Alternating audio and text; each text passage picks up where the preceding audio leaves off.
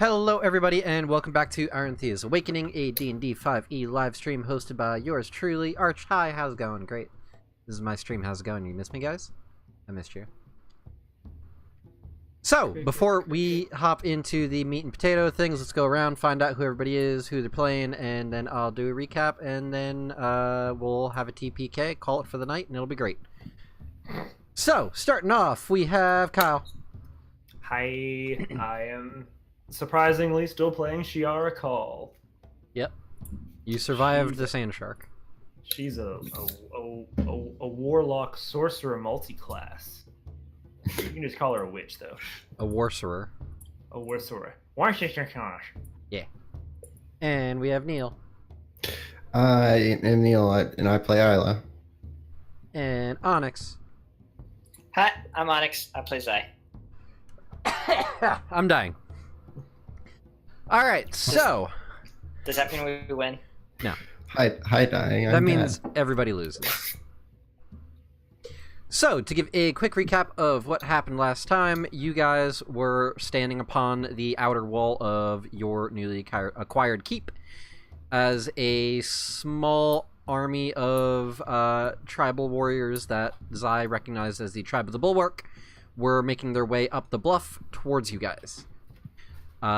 You had a meeting with the leader, the Archdruid, and a younger tribesman who presented the leader as Chieftain Utak, a very intimidating and powerful-looking man, and a Archdruid named Matil, who was a Furbolg. And then the younger man you came to find out was named Estral, a somewhat meek human barbarian within the tribe. There was discussion of the fact that they considered you guys trespassers on forbidden land. There was a back and forth on you guys being the actual rightful owners of the property, and what tradition demanded, what the pact demanded, which you guys weren't too sure what this pact was. And they gave you a task, a way to test you, to basically set out and slay a sand shark, a rather powerful and terrifying creature that roams the deserts of the Freelands. You set out after essentially asking for aid from Estral, who came off as rather runt-of-the-litter style in the tribe, on Zai's behest.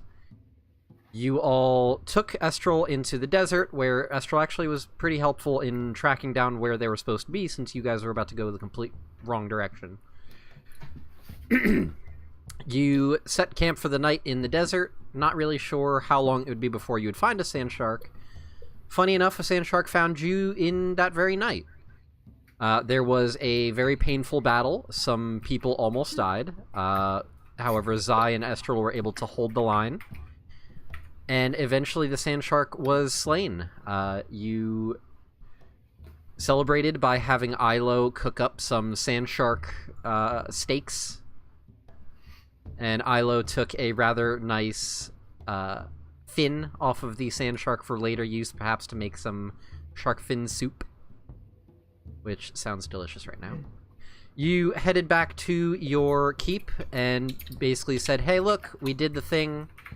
The chieftain was hesitant to give in so easily, despite the Archdruid saying they proved a point. They went into their tent to have a private conversation. Thank you for the follow. Maddie wondered. I appreciate it.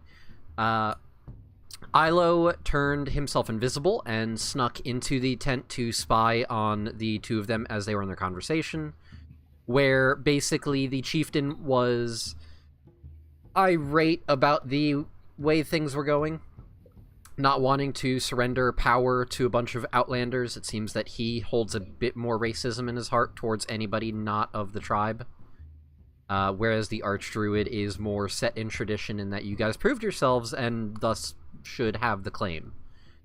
The chieftain challenged the Archdruid to honorable combat due to this challenging of authority, which Zai knew was kind of not really how things are supposed to go, but things will be how they were.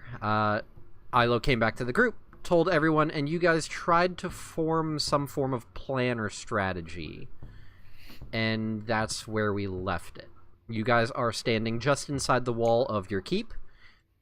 You see down a ways a bit of activity going on among the Tribe of the Bulwark. It looks like the warriors of the tribe are forming a large circle in the midst of them.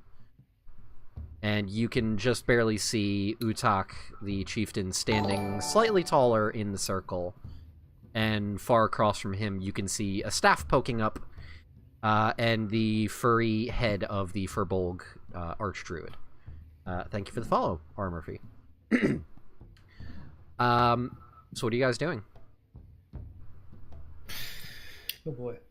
Well, I So think we should probably we- need to stop that. How about we ask them why they're fighting? And then they would have to say, right? Sounds They would like have good to let plan, their Zinni. people know. Estrel looks at Zai and says, if it's any possibility, we could always offer a challenge of the hunters. Zai, that would work in our favor, hopefully. Okay, does I know what that is? Yes. Sorry, I'm dying, basically. There we go. One more step closer to us winning. Stop it. Zai, you know that the Challenge of the Hunter is basically something that the tribes will do against each other if there is a dispute of hunting territory. Basically, if two tribes overlap in their pursuit of like a herd of animals that they are chasing, they will challenge one hunting group against another one to honorable combat. In this case, it's basically a way of expanding combat instead of it being a 1v1 into a even party versus even party. Typically, this is reserved only for hunting parties, but it does make sense to you in a way because this is a dispute of territory. So you could offer that claim, being that you are of a rival tribe. And then you would have to just claim the rest of the party as your allies. And to my knowledge, it would basically be like the sand shark thing again, except we'd have a group and we both go after something. No, you'd be fighting each other. This is like a straight-up arena Okay. team versus team combat. So it's over hunting, but against each other. Got it. The main thing is that it's typically a... Well, as I said, you could basically spin it to work in your favor in this situation. The only thing that you have to be careful of is the conditions that are set for the fight. Typically, as the challenger, you can make a statement of the rules of engagement. The opposite side has to accept, and if they are unaccepting, they have to offer a addendum to yours to make it even in their eyes. Does that make sense? Yes. So basically, if you walk in and say, I challenge you to a hunting challenge, but the rules are only ranged weapon, no melee, then the opposite side might find challenge with that and say, ranged only, but spells are not permitted. So then it would be a case of you can only either throw things or use bow and arrows. Typically, nobody in the tribes does weapon-based challenges like that because that's kind of bullshit. Because we're all based on specific weapons, yeah. Right. But Okay. things of that sort. Okay, Astral, I got a question for you. Yeah? Would you be opposed to being one of the allies in this? I was hoping you would ask, actually. Wanted to make sure before I sent you against your own tribe. No, I mean, if I'm being honest, I think that, Chieftain's kind of really out of line here. So, by all means. So what is this exactly? Okay, so what it boils down to is that the four of us are going to fight Chieftain, and 3 of his, I guess, people of his choosing in order to fight over the territory. It's kind of old tradition in the tribes where it started from hunting and stuff, but it kind of just expands the overall territory. So I think it should apply. And with the druid probably on our side of this argument, I think it'll go pretty well. Why don't words work on these people? Don't ask me. Shiara just looks at you with like the.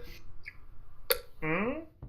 I mean, you could try being diplomatic. It just, I don't know how open to it. We have tried that already, and it did not work.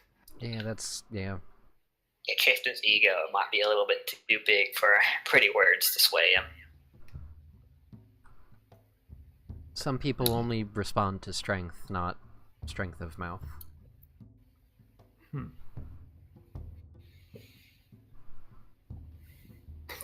Okay, so are we marching into camp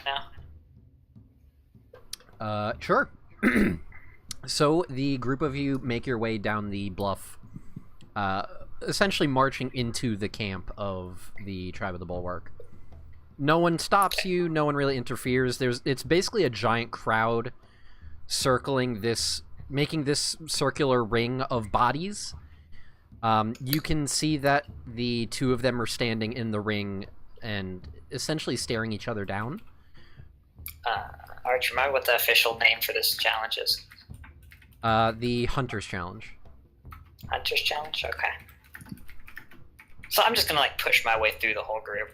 Yeah, nobody really stops you. Some of the tribemen, like, look at you as you guys push through the crowd, but nobody interferes.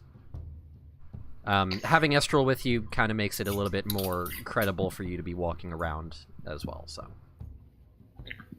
I'm gonna, like, take a step into the circle. Not, like, towards the middle, but just, like, they're gonna notice me.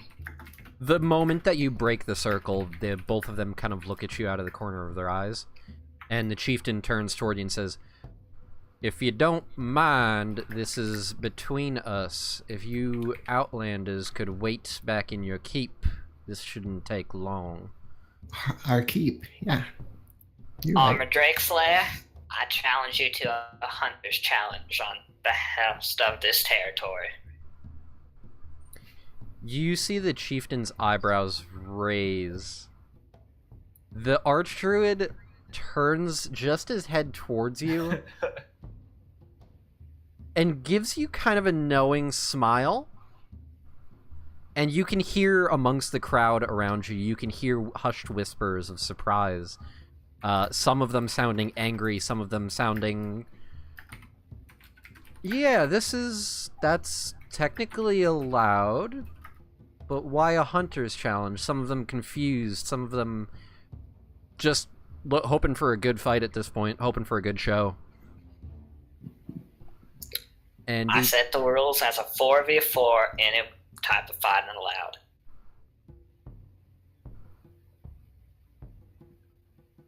The chieftain looks like he's about to say something, and the archdruid slams the butt of his staff down on the ground and says, "If you don't mind, make that 5 versus 5, if you're open to it." Who said I that? give him a nod. The archdruid. Oh, he's gonna join in. Okay. I think I could be amiable to that. Make that 5 versus 5.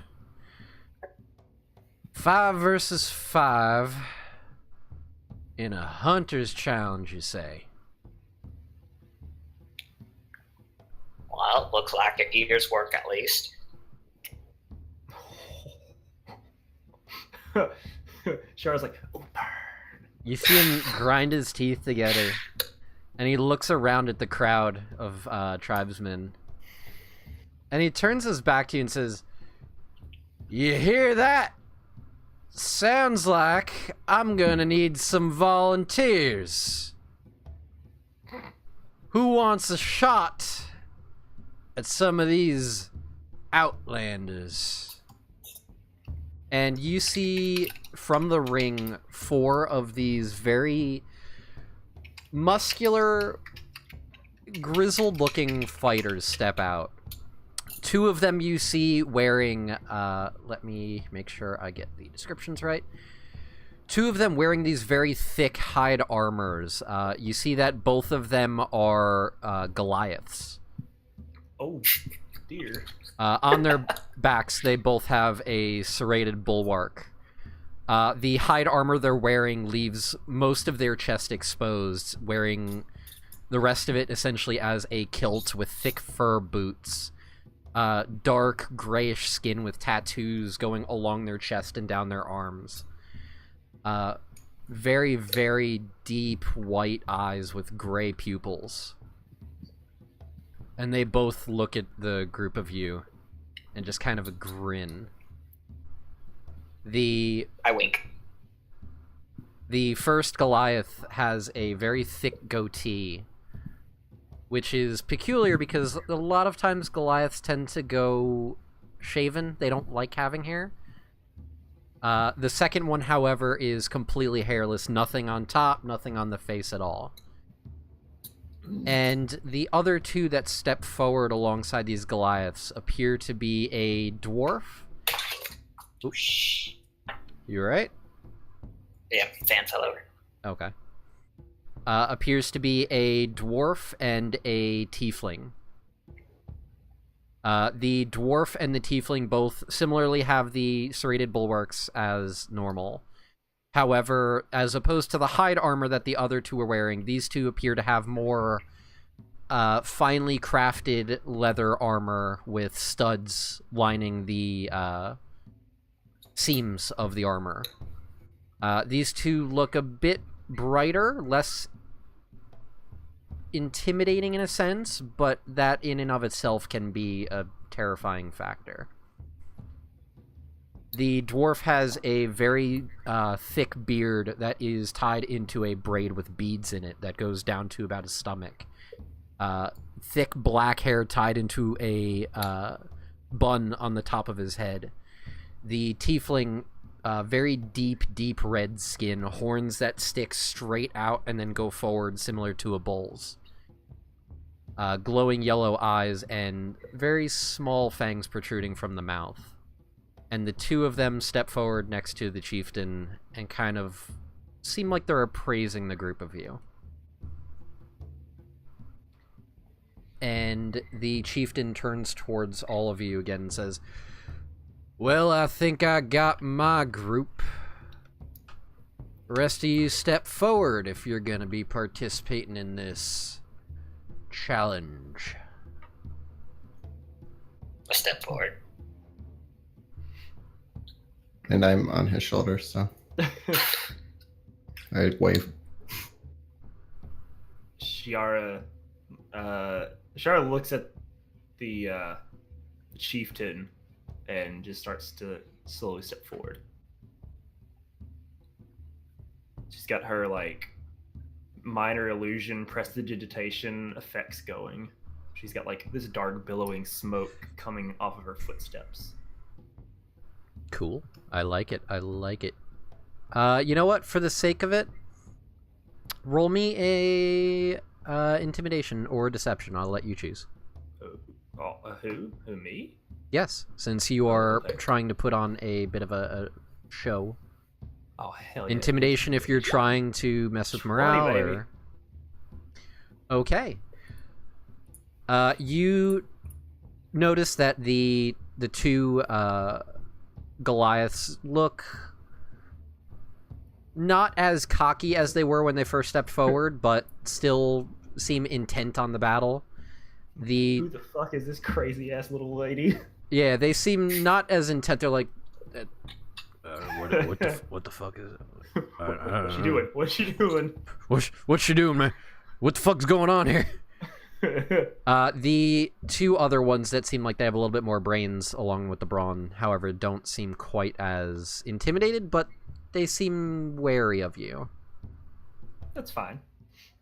I need to make sure... God, there's so many HPs I need to track for this. Alright. Okay, just to be clear, do any of them look like they're holding silver weapons? Silver weapons?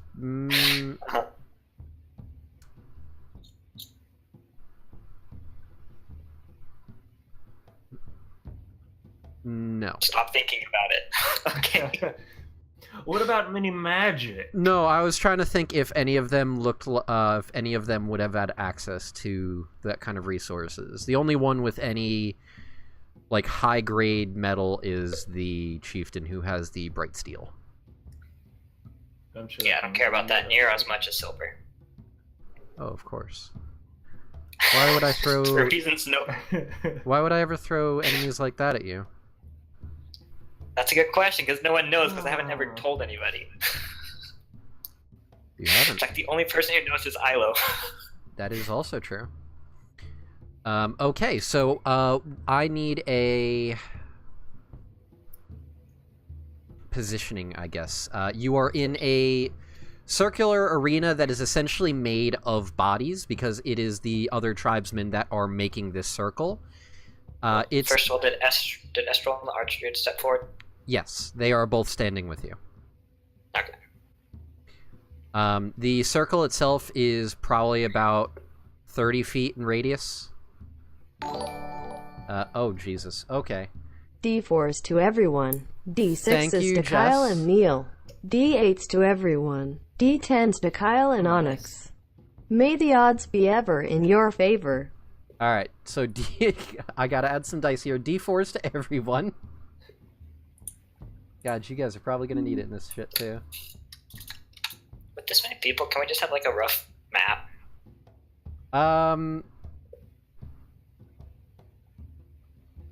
Yeah, I could throw one together as like a super quick bullshit. You can just put a white screen and put a circle on it. Yeah. I think we're gonna need a map for this. I don't have tokens, is the only thing. We should all have our own tokens, and you can just like use the SRD or whatever. Okay, so there you go. Can you shrink that down to about here? No, I can't resize it.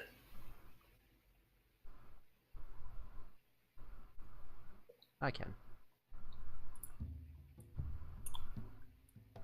Sorry, folks, we're doing it live. Oh god. 3, 6. So it should be about that big. Perfect.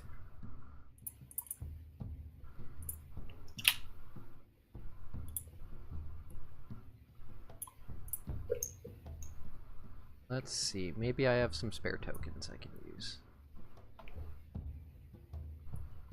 Those are kobolds.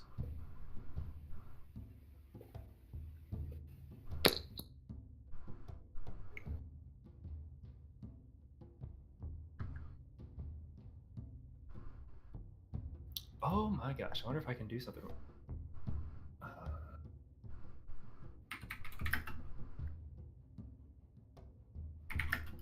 That'll work.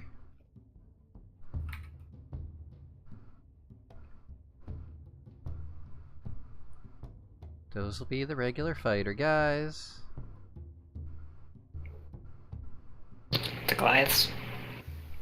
I'm gonna put those in right now.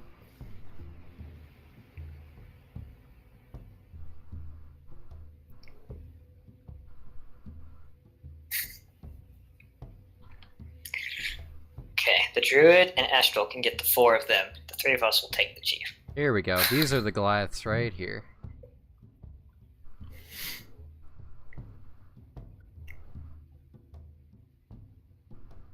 And then that'll be the Chieftain. And then we just need one for the Dird.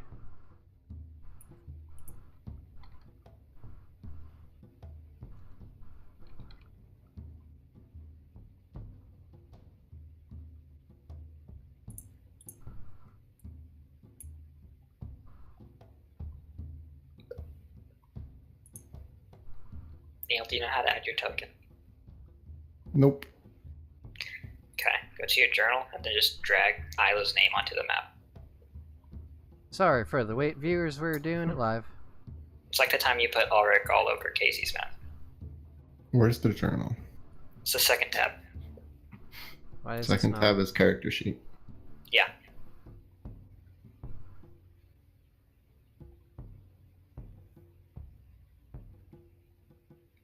Ilo doesn't have a journal. Just drag where you click to open his character sheet. Just drag that onto the map.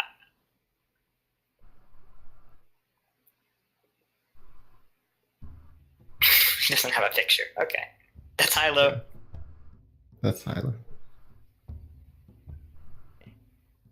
And it won't let me drag this for some reason. Oh, okay, because it just decided to add all of them all at once. It was It's been slowly adding them all. We've been watching you do it. I was confused. Haha. That's weird. Shara has a token. Alright, hang on a second, because I need to make sure that I give everybody the dice. D6s to Kyle and Neil. Oh, yeah. So, D6. I don't even know how to add a picture to this. D6 to Kyle and Neil. Fuck you, Kyle. Get out. D8s to everybody. The lack of a picture feels accurate for D10s I'll to make you Kyle a and token. Onyx. Point, Neil. I just got all my dice back. Holy crap. I'm right here. Neil literally has every single dice, and you guys, Kyle and Onyx, all you're missing are D12s. Yeah. Yep. And Neil has literally every single one of them. Make sure you Alright. hoard all of them and never use them. Like a true RPG.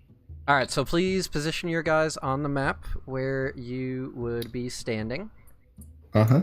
Oh my god, Neil. We need one for Estral? Oh, yes, you do. Fuck. I didn't forget about Estrel's name. I forgot about Estrel this time.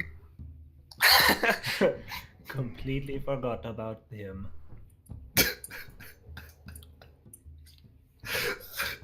You know what? This one will work.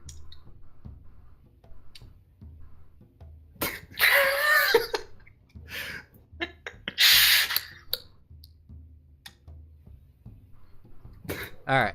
Neil, if you could not, please, so we can get this moving, because we've already taken long enough. Thank you. But I'm right here.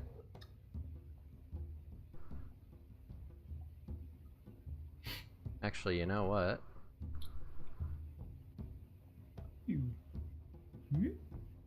Ah! That's more like Now I'm right here. Okay.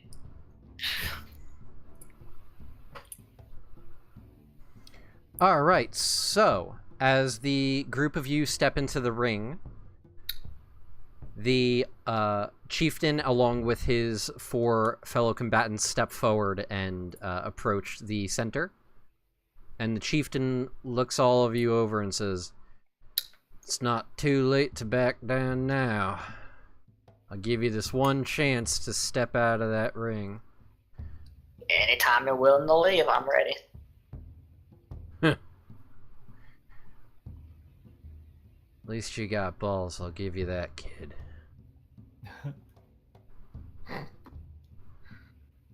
Rules are always as follows with a hunter challenge. Either the leader surrenders for the group, or until you're all dead. Understood? Understood.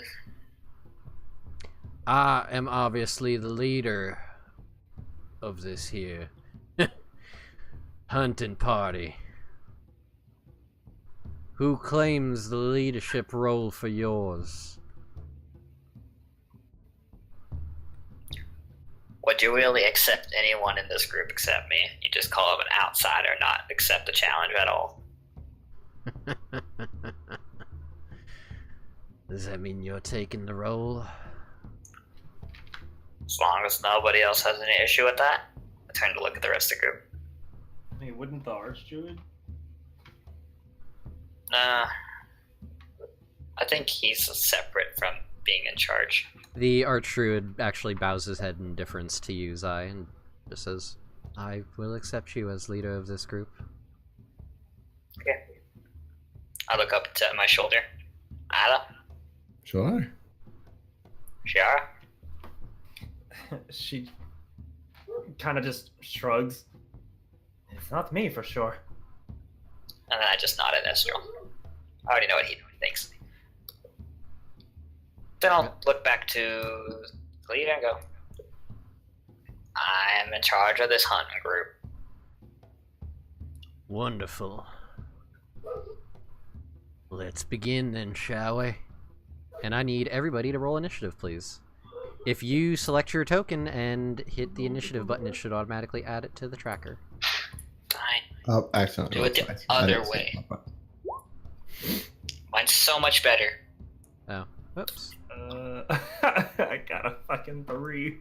Alright, I'm gonna have to manually do it for each of them. We'll use my first one, because otherwise it'd be cheating, right?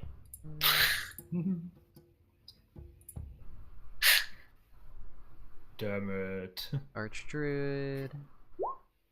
Amazing. Oh, mine's 11, not 10, because I have Bard thing. What was that? A little Oh my silver dog from just Blue to loses her celebrate fucking your mind every certification. Sunday night when we do this.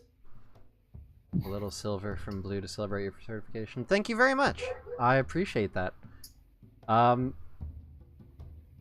can't really do anything with the $2 for stream dice because everybody has things already. Add it to the Stream Dice Bank. I'll keep note of it, and we'll see what I do with it later, maybe. That is... I'm gonna have the 2 different enemy types on the same initiative, but like their own separate initiatives. So the 2 Goliaths will go as one, and then the Dwarf and Tiefling will go as another. Beep, beep, beep, beep, beep, beep, beep, beep.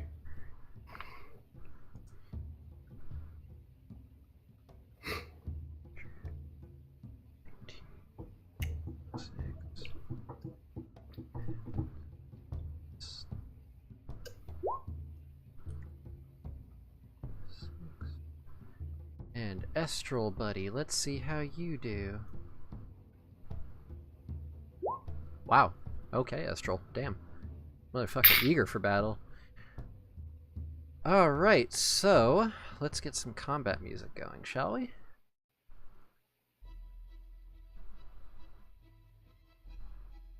So we have Zai got... What was your first roll, Zai? A 9? A 9. Okay. Turn. Shiara, what did you get? A 3. Fantastic. The So Archdruid sleepy. got a 19. Estral got a 20. And Isla, what did you get? 11, because I have a Bard thing that's not in Dexterity. That isn't in... The... My initiative's +5, and Dex is +4. Yeah, because of Jack of all trades. Yeah. Oh no, hold on, is it in there? Yeah, it looks like it's in there. 6. So 10. These guys got 18. And these guys got 6 as well. We're level 4, right? Yes. Okay. That's a bad time to find out you hadn't known. Alright, so...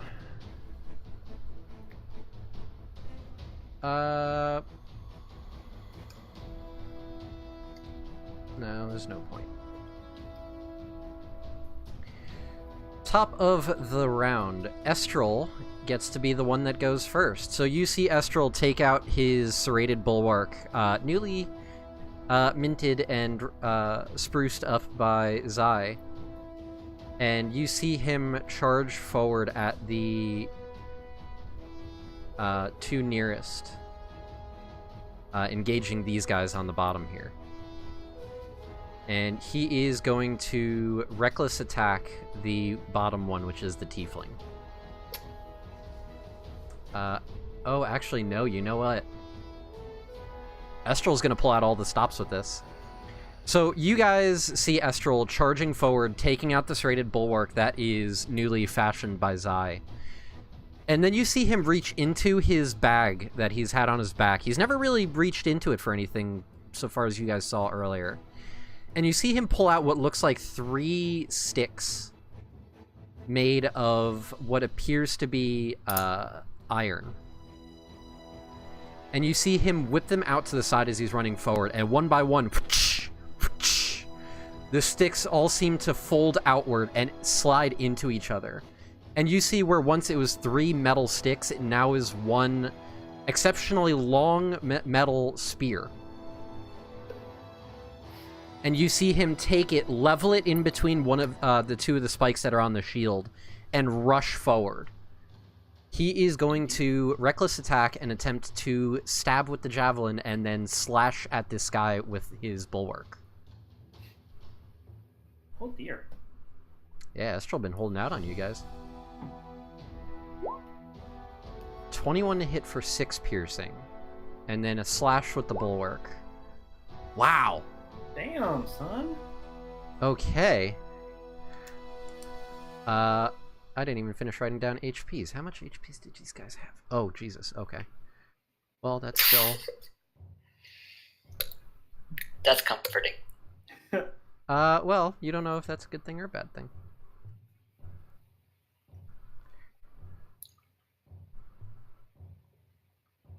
Did you loop the combat music?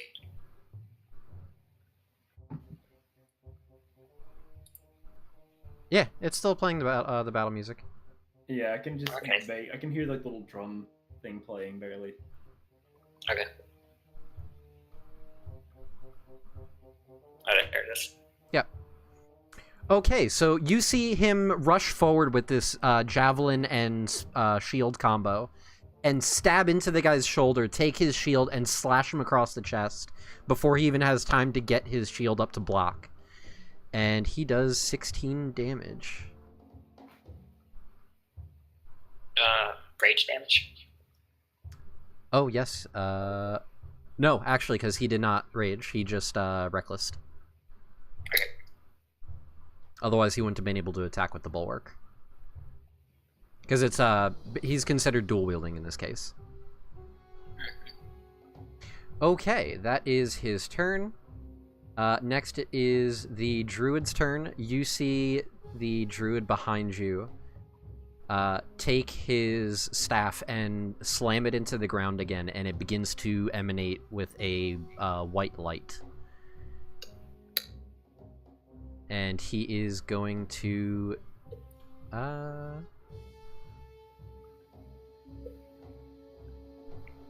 No, actually, you know what he's going to do? Rescind that. He's going to take a step backwards towards Shiara and reach a hand out. And Shiara, you feel this nature-based magic encompass your body as the Archdruid casts Barkskin on you. Oh, hell yeah! Your skin begins to ripple with this nature magic, and you watch as your skin goes from the palish color it was to before to this thick, bark-like natural armor that covers your body. Yeah, I got an AC of 16 now.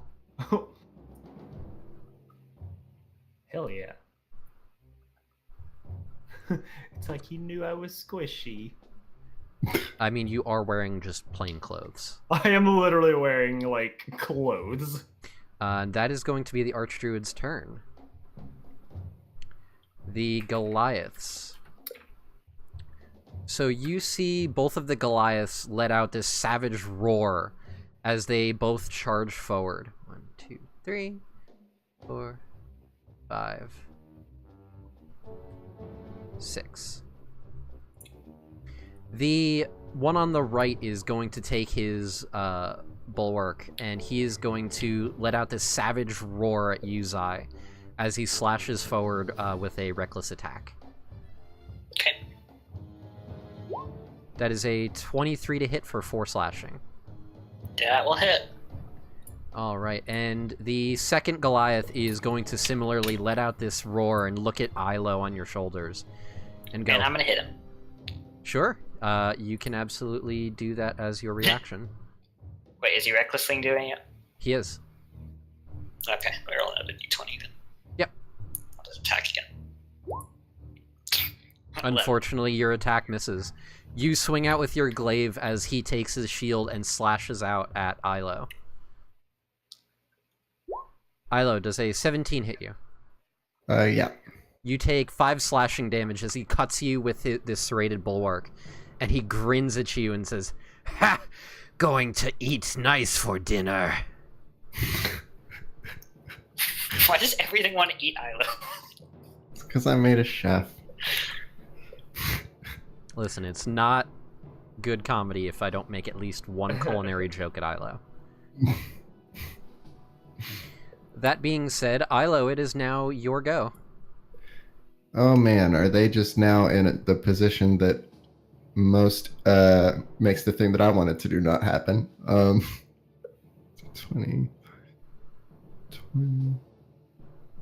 5, 10, 15, 20.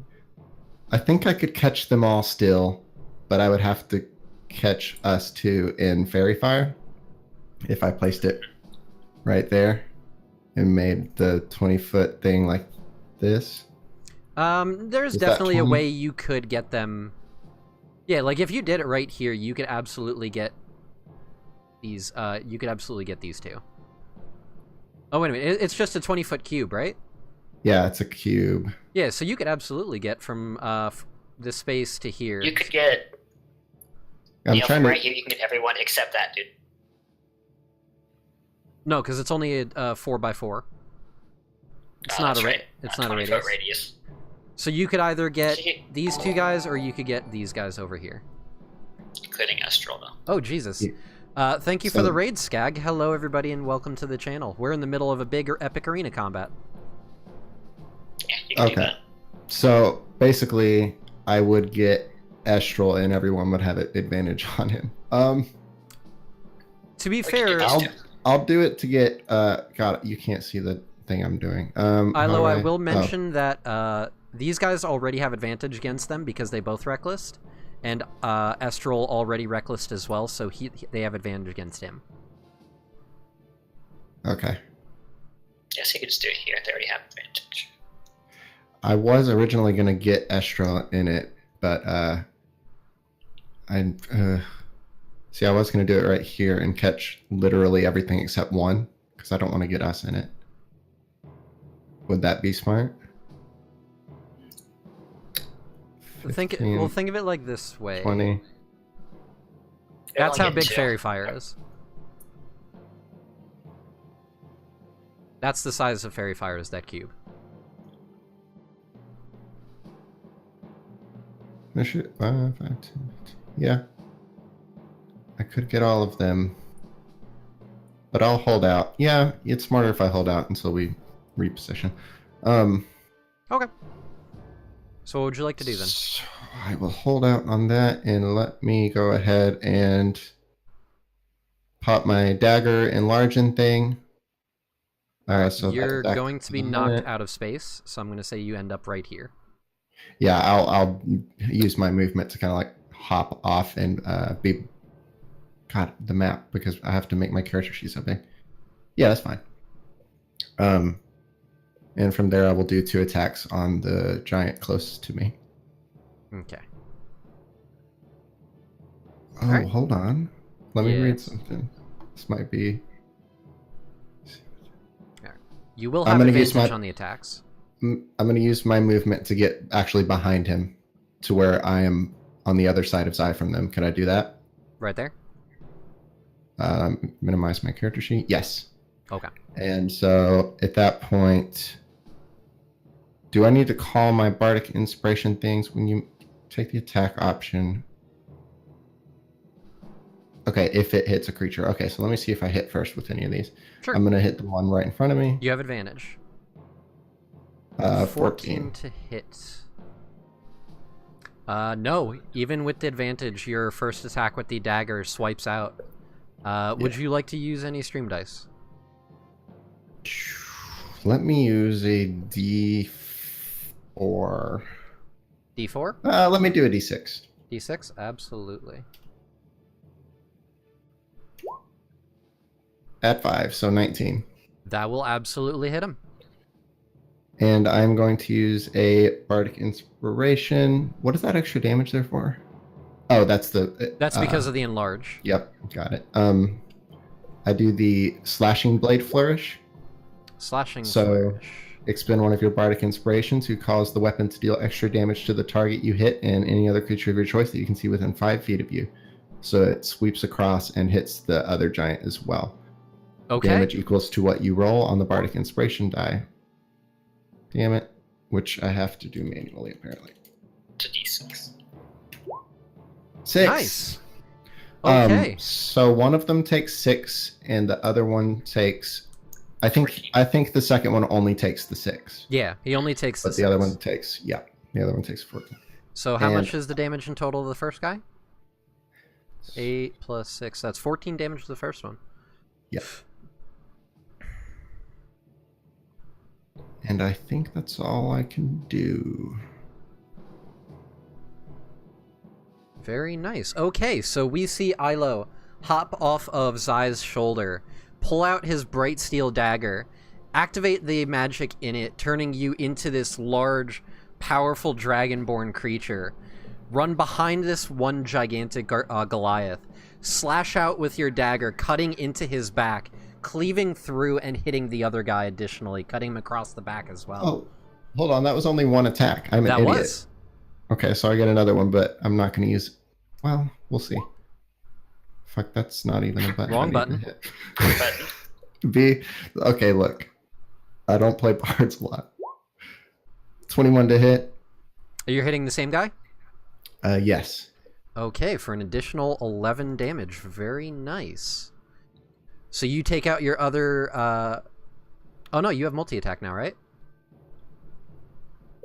Multi-attack? No, but level 4. No. Oh, so it's the offhand dagger. Okay. Yeah. I don't believe the offhand dagger gains the... Just 7. Yeah, it reduces the 4... Oh, no, you have the dual-wielding fighting style, right?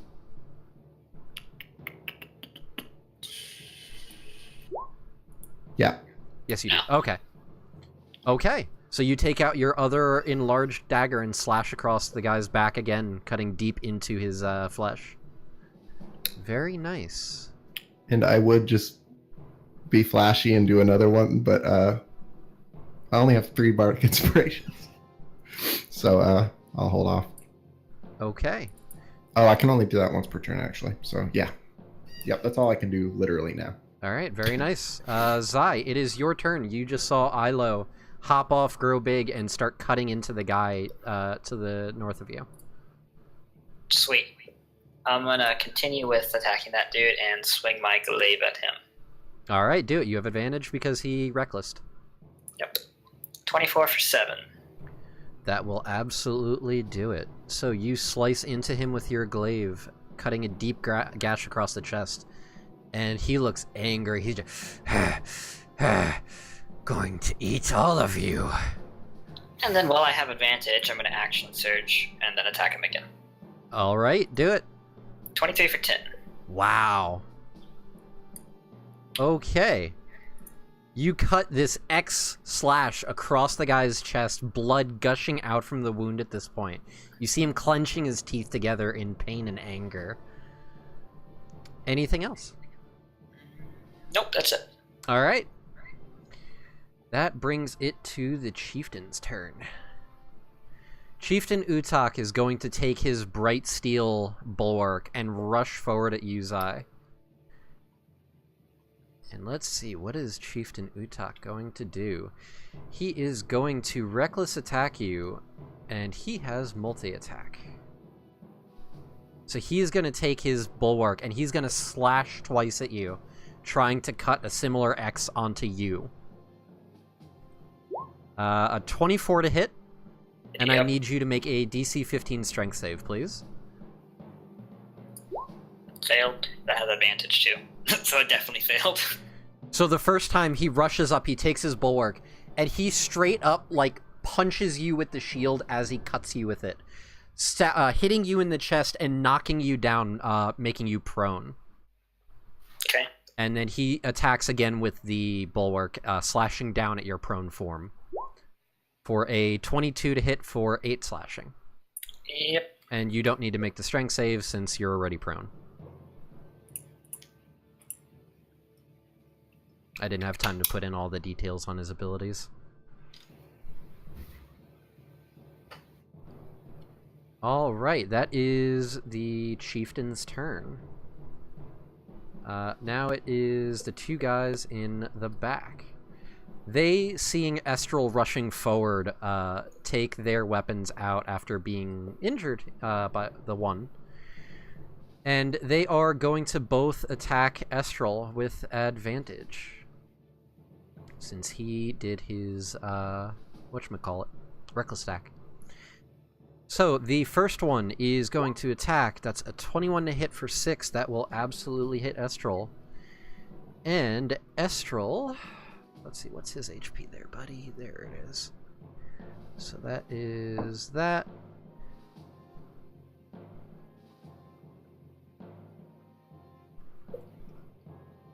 Okay.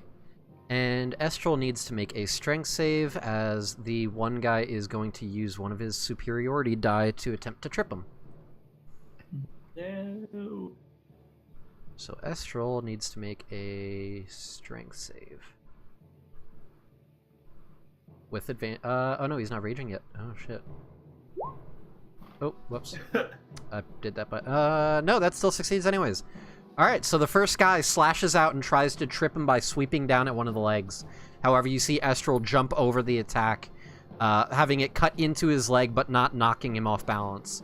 The second one similarly going to attempt to strike him and knock him prone.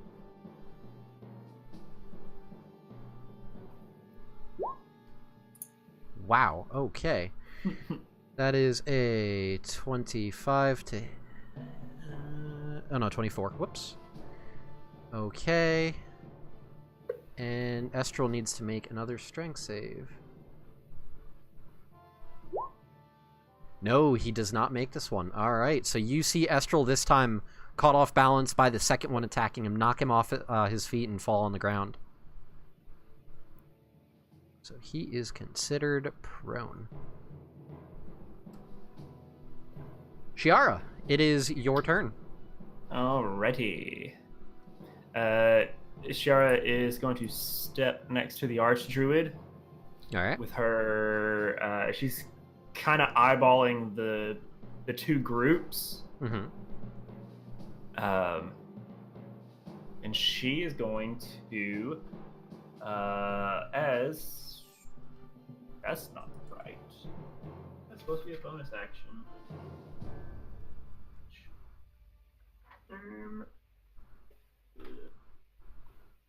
Sorry, just having to confirm because I think I screwed up putting the spell in. Bonus action. Okay. So when I click this, it's going to say 1 action, but it's a bonus action because I put it in myself. But she is going to, as a bonus action, cast Hex on the chieftain. Okay. And then as her action, she's going to Eldritch Blast. Alright, just to make sure, which stat are you doing the disadvantage on ability checks? Strength. Strength, alright, I'll make note of that. This guy, I feel like this guy's strong enough as it is, so I'm going to nerf him a little bit. And Makes then we're going sense. to Eldritch Blast him. Do it. 22 for 10, and I get to roll an extra d6 because of because of my Hex. Roll your attack again one more time just to be sure, because you do have advantage because you reckless. Oh, yes. Sweet. Alright, doesn't matter. Roll the extra d6 for the Hex, please. Alright, so that is 10 force damage and 3 necrotic damage. So she kind of steps up. She looks over at Estral, and then back at Zai with the horde of people around him, and just kind of, sorry. And then her eye, she like puts her hand out, and this like flash of like purple from her eyes, and I kind of imagine this little symbol appears on his head, and then she just like her hand kind of like winds up, and she just throws this swirling green and purple ball of energy with this little hint of black singes as it hits him. All right, you make this symbol appear on his forehead and then chuck out this dark magic at him. And he takes a slight step back from the impact, and he looks out of the corner of his eye and she goes, Outlander magic. Cute. That is not Outlander magic. That is... I don't even know. How many times do I have to tell you I live here? And then she's going to move back here. And that's it. Yeah, that's right. You better run. Because you're next. Well, I'm not really running. I'm just getting in a more advantageous position. But you wouldn't know that with your pea brain. All right, so Estrel's turn. Estrel is going to stand up and over his shoulder say, Zai, how are you holding up? He looks over, his eyes bleeding all over. He just gives a thumbs up. Okay, all right. I got this then. And you see him turn back and just let out this growl, and he is going to rage. Rage. And he is not going to reckless attack now, seeing that he is essentially dealing with these two on his own. And he is going to stab forward with his javelin at the bottom one.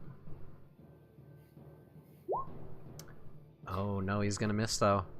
So you see Estrel take his javelin and jab forward at the tiefling, and you see it just kind of barely graze off the armor that he's wearing, to no effect. And that is gonna be his turn. Druid go. Let's see, what is the Archdruid going to do now that he is bark-skinned you?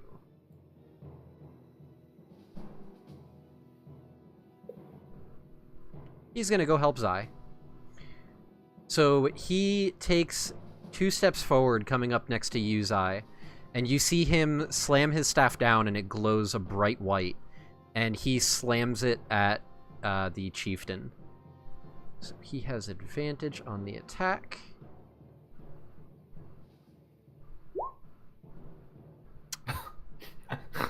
Wow. Good job. Unfortunately... He would have died real fast against the chieftain. Huh? He would have died real fast in the one-on-one versus the chieftain. Yup. So you see him take his glowing staff and swing it at the chieftain. However, the chieftain just takes the shield and batters it aside without even so much as a flinch and says, "Don't think I forgot about you." And you just see the druid glaring back at him. And now it's the Goliath's turn. So, the one on the left, the one between you and Ilo, is going to turn around and look at Ilo. Just say, "I'm gonna have a good meal from you. Got bigger for me." Joke's on you, it only lasts for a minute. And he is going to again reckless attack at you, Ilo. And as he swings, I'm going to swing my glaive across the ground and hit him in the leg. Alright. 19 for 7. Does a 13 hit you, Ilo? No. Okay, so he swings out at you, however, you're able to batter it aside with one of your daggers. Zai cutting into his back as he does so.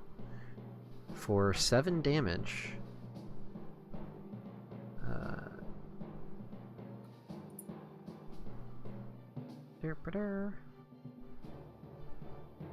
Have I been doing...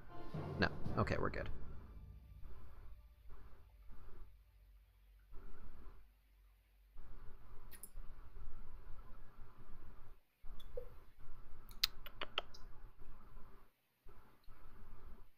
Hold on, sorry guys. I'm so bad at this. There we go. Okay. The one on the right is going to continue to attack Yuzai, reckless attacking again. Okay.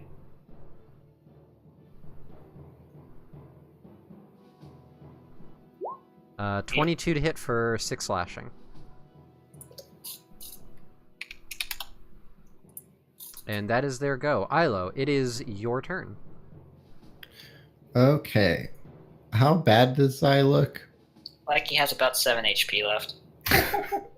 If one had to Put it in numbers. provide it in a scale of- number form. On a scale of 0 to 30, about 7. Okay. Wow. Goodness. Could I get over there without provoking an opportunity? The guy on the right would get an opportunity depending on... no, there really is no way. If you moved down, you Yeah. would get an attack from him. Only the one guy, because you're not in the chieftain's range, but... Yeah. Oh, man. Okay. I am going to... I'm just gonna... Oh, man, yeah. I guess will mention the guy that's standing between you and Zai is looking extremely fucked up right now, because you guys have been beating the piss out of him. Yeah, that's what I was trying to gauge is I'll be fine for at least one turn, probably. maybe, yeah. But I can get to you here in a second. Oh, damn it, what did I just say? You keep doing that. Clicking. I don't know. It's his inner bard. I'm gonna attack twice again. 22 for... You have advantage. Okay. 22. So 22 for... For 10 10 damage. damage. Okay. You do a big slash at him, and it cuts deep into the flesh. Using looks another like one he's of barely those holding bardic on. inspirations. To do a roll 1d6. Adding 4 damage to that. How do you kill So this 14 total. Oh. guy? How do you kill the uh, first Goliath? Well, this is going to be slashing his buddy too. So I basically like reach out with a very long swipe and flavor text. As I kill him, I basically move over to this square. The square, I can't move my guy. Right here. And like with the same attack, slice him too. Okay. And then can I still use offhand on this guy? Yeah, absolutely. Okay, You he have advantage. does take that 4 damage from that Bardic Inspiration slash. Noted. And then 25 for 8. Wow. 8. So this guy takes 12 total this turn. Nice. All right. And that is it. Okay, Kieran. Yeah, I'm second winding, All right. so I gain 11. Nice. God damn, if there's one thing that your character does good, it's getting the second win. Don't jinx it, I need it. Every time you've done it, it's been double digits. Shut up, Kyle. Damn it, Kyle. Your other character died, don't say anything. Yeah, I'm knocking on wood, okay? We're good. And then I'm going to swing at probably the other Goliath. I want this one to be the one with the goatee, and as I swing at him, I want to cut his goatee off. 17 for 10. Okay. Yeah, that'll absolutely hit him. It occurs to me, Ilo, I need to double check real quick. Mm-hmm. Were you intending to strike to kill, or were you looking to knock out? Oh, he's gonna kill. Of Okay. course he's killing me. Doesn't know any better. I just needed to double check to make sure. Okay. I mean, the chieftain said this was like a fight to the death, right? The rules were to the death, that was his wording. To the That death, was or until on one his of the map. leaders forfeits the team. You think Ilo has any sense of like Honor. moral about him? No. I'm and so- I stand up. I mean, to be fair, Neil, I'm surprised that Ilo didn't rush across the fucking field at the dwarf. That is true. God damn, I didn't even think about that. I And was I stand already up. on the shoulder here. There is a dwarf. I will just put that out there that this guy right here, that's a Yeah. dwarf. Well, I will keep that in mind. All right, so Zai, that is your turn. We'll It just pretend is. there are too many opportunity attacks for you to get to the dwarf. You're cutting your way to him. It is the chieftain's turn. You haven't put up much resistance to him yet, so he's gonna reckless attack again, and strike out twice at you. No knockdown because he's not bull rushing. So it's a 23 to hit for 15 slashing. Oh god. I'm probably unconscious this turn with this next attack. Yep. Probably. Oh, boy. 0. Okay, so you guys see as the chieftain takes his bulwark and again does a double slash at Zai Kieran, cutting across both times, and you see Zai drop to the ground, clutching at his chest, blood pouring out. Oh boy. And he just he stands over your body and looks down and goes, pathetic. The Outlanders have made you weak. I cough up a bit of blood as I pass out. If my glaive did a d12 damage, I could have done. So, two guys that are fighting Estral. They are both going to attack him. They do not have advantage because he is not reckless. And let's see. 13 hit and a 16 to hit. Okay, what is Estral's armor class? No, those both miss. So you guys see both of the veterans striking out at Estral, taking their blades and slashing at him, and he just effortlessly takes his shield and knocks them both aside. Anything else? No. I think Estral's good. Right? Yeah, he's fine. Okay, Shiara. Okay. Oh boy. Yeah, So oh boy. What are you gonna do? would do I know if you have any health potions on your body, Zai? You would not know that, I do not believe. I don't see why you would, because you only just joined the party. All right. I have a lot. You what? I have a lot. That's what I figured. Do they show up as magic? I believe so, yes. Detect Magic does pick up Okay. potions. Okay, well then I would probably know that. I may not know what it is, but I would know that you would have something on you at least. Shit. Okay, I'm gonna try to do a thing. Okay. Let's see how it works. So she sees Zai fall. Yep. And she is gonna yell at the druid, at the archdruid. Mm-hmm. See if you can get him up. I'll see if I can occupy the chief. And she's gonna cast Hideous Laughter.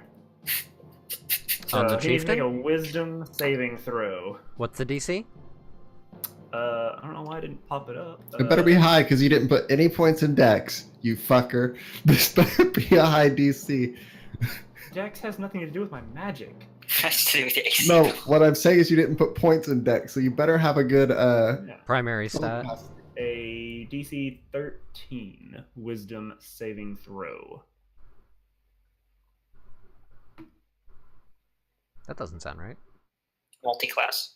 Yep. Oh, right. You don't have your ASI yet. Okay. Alright, so DC 13 wisdom save. Oh, that was with advantage by mistake. That's actually a 13. He still makes it. Motherfucker. Well, shit. What are you doing to try to make him laugh? What does this look like? God. What would I think I of mean- this mother... The material component is a little feather that you wave around in the air. Here, let me read. Let's see. The spell says Tiny creature tarts. Tart must he just perceives everything as hilarious. So he would just see this whole situation as just absolute hilarity, which I'm sure he already does. But instead of a like, Yep. I'm gonna kill you, funny. It's just like, ha ha ha. It's actually funny. You conjure up this magic to try to incapacitate him, and it just doesn't seem to take hold. He already finds the whole situation amusing to him, so he just shrugs it off. Anything else? She just kind of goes, "Oh, okay. Well, that didn't work like I thought it would." And yeah, that's really all that she can do. She doesn't. I don't to waste another spell slot on redoing Hex. So, yep, that's it for her. Okay. I need another level so I can start doing my meta magic. It is Estrel's turn. He is going to... Oh, boy.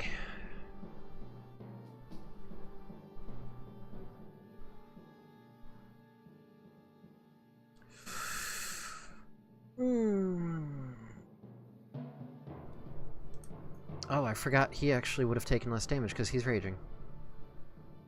Oops. That changes things. Estrel, hearing Zai go down, is going to turn around and take opportunity attacks as he rushes at the chieftain. Oh, snap.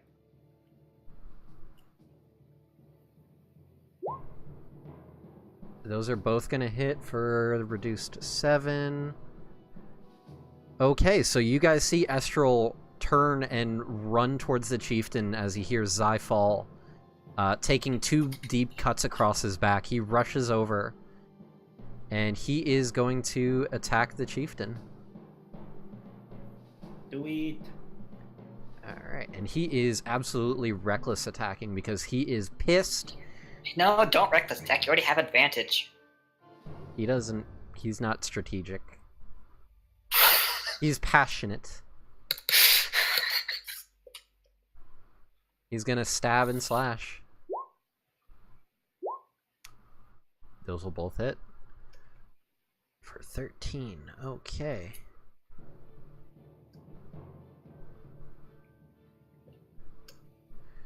Alright, and that is his turn. Druid time.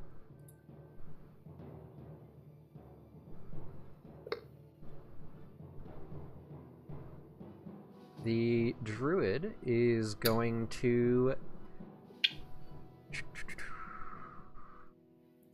He does not...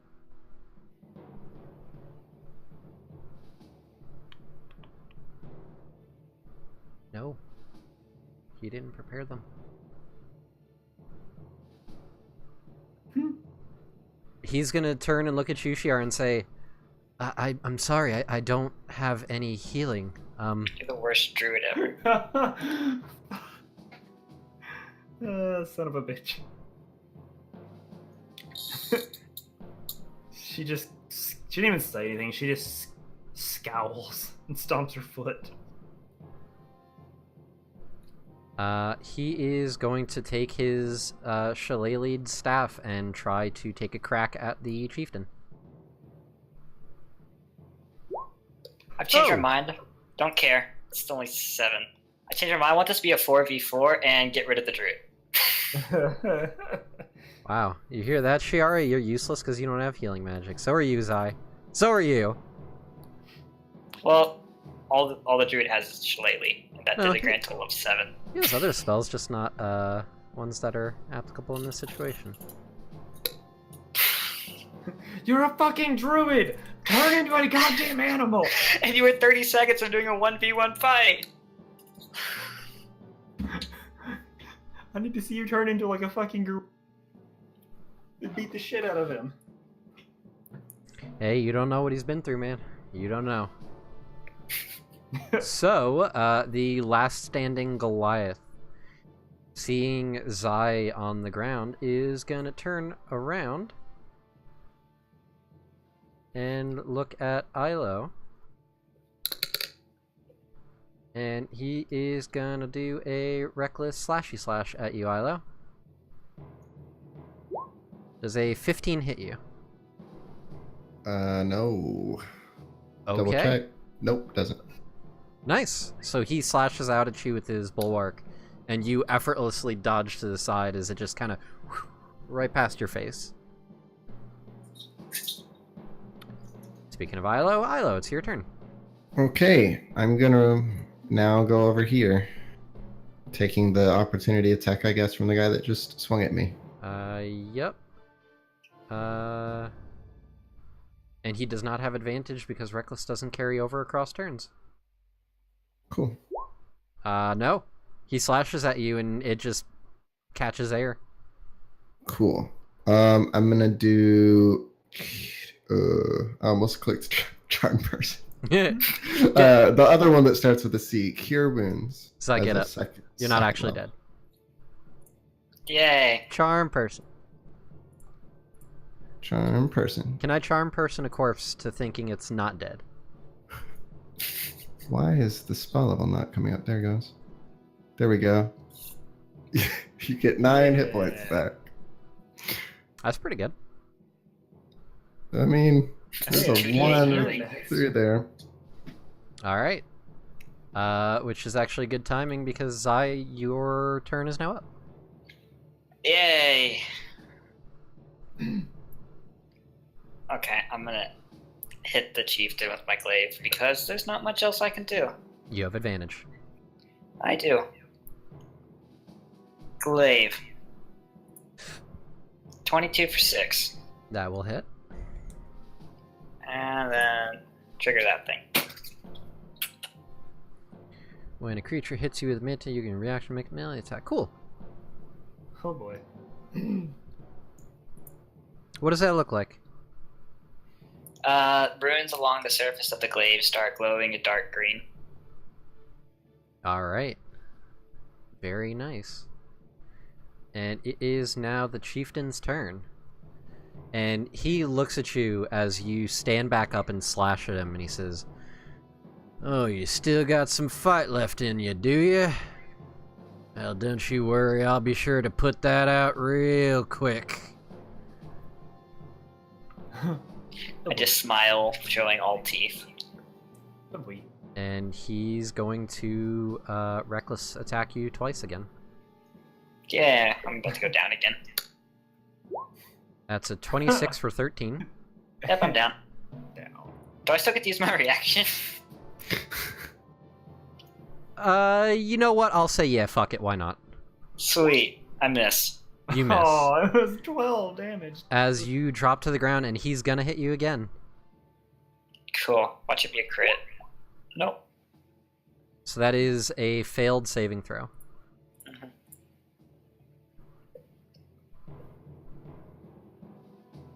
So you guys see him take his bright steel bulwark and slash deep into Zai's body, dropping him to the ground. Zai meekly trying to slash out with the glaive and just whiffing. And then he takes the bulwark and slams it down into the ground onto Zai's chest as he's on the ground. And you just see Zai just kind of... He's not looking great. These two guys in the back are going to rush forward.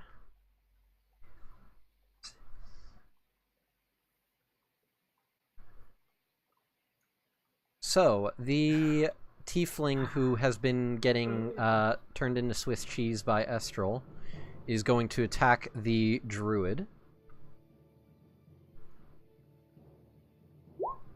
And miss horribly. And the other one is going to attempt to slash at Estral. Who is reckless? 15, that misses as well. Fuck. Okay, so you see both of these guys come rushing up and slashing out with their bulwarks. completely missing the druid who just parries it to the side with the staff, and Estral who just barely even giving any recognition to this guy just kind of moves to the side, avoiding the blow. Chiara. Okay. She is to try. I don't know if I want to try it again or.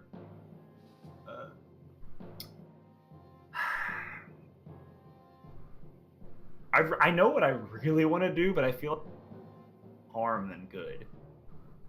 Do whatever you think is Chiara would do. And she's gonna save that spell. Alright, she's gonna top... she's gonna do Dissonant Wars. Alright, who is she targeting? On the Chieftain. So, DC 13 Wisdom saving row. Okay.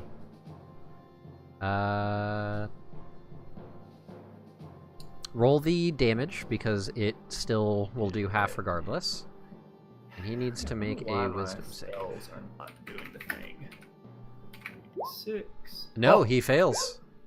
Alright. And takes 11 psychic and has to move as far as its speed allows. So that would be... it has to make an immediate reaction to do so. 3, And takes 4, 2 5, OAs. 6. Oh shit. Yeah, well, yeah, 'cause Yeah. he'll take 2 attack of opportunities. Yeah. The druid and Estral both get to make an attack. Yeah, so Chiara just like stomps her foot Misses. and just kind of like glares and just starts like mumbling under her breath as her eyes kind of glaze over with Misses. this swirling purple. And all he hears is just these like intangible otherworldly noises that just fucking scare the shit out of him and hurt his brain.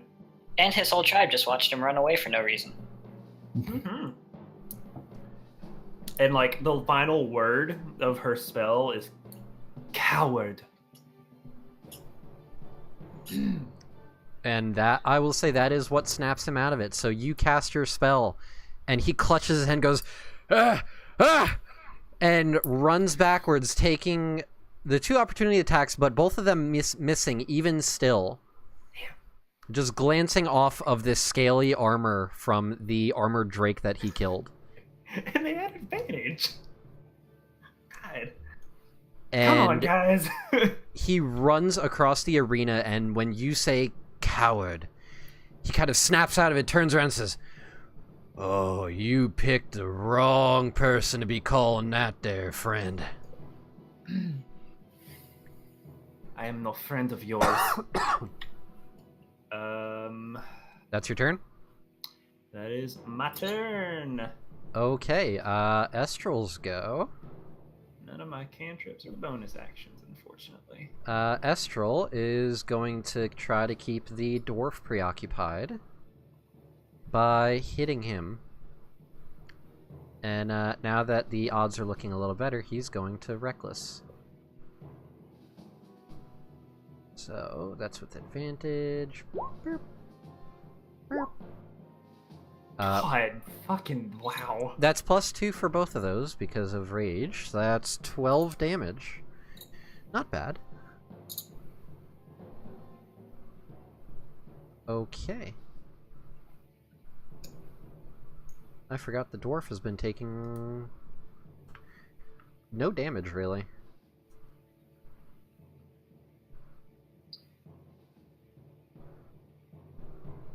Alright, and that is Estral's go, which means it's now the druid. The druid is going to turn to the tiefling and attempt to club him. This is the most useless druid ever. Just kind of like how Faith was the most useless cleric ever. Actually, Faith did magic at least. Apparently. Yeah, you know what? Actually, he's going to instead cast a spell. What? He can do that? He's going to cast Entangle on the chieftain. Yeah. So hey, the, guess what? He still has he's got the fucking hex on his strength. unfortunately, it doesn't affect saving throws, only ability checks. Eat my ass. I'm sorry. So the chieftain needs to do a strength saving throw. 16. Beat my ass. What's the save? Yeah, no, unfortunately he is not entangled. So that even still means that that is considered difficult terrain in a 20-foot square.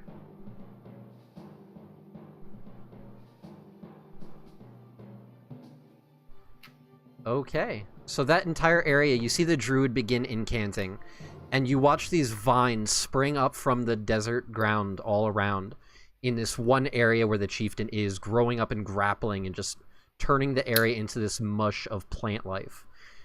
You see the chieftain kind of just stomping around with his legs, breaking the grasp that the vines have. It's still difficult terrain, so he is going to be slowed by it. And that is the druid's turn. And now it's the final Goliath. The Goliath is not giving up on his quarry and steps over his fallen comrade and goes after Ida.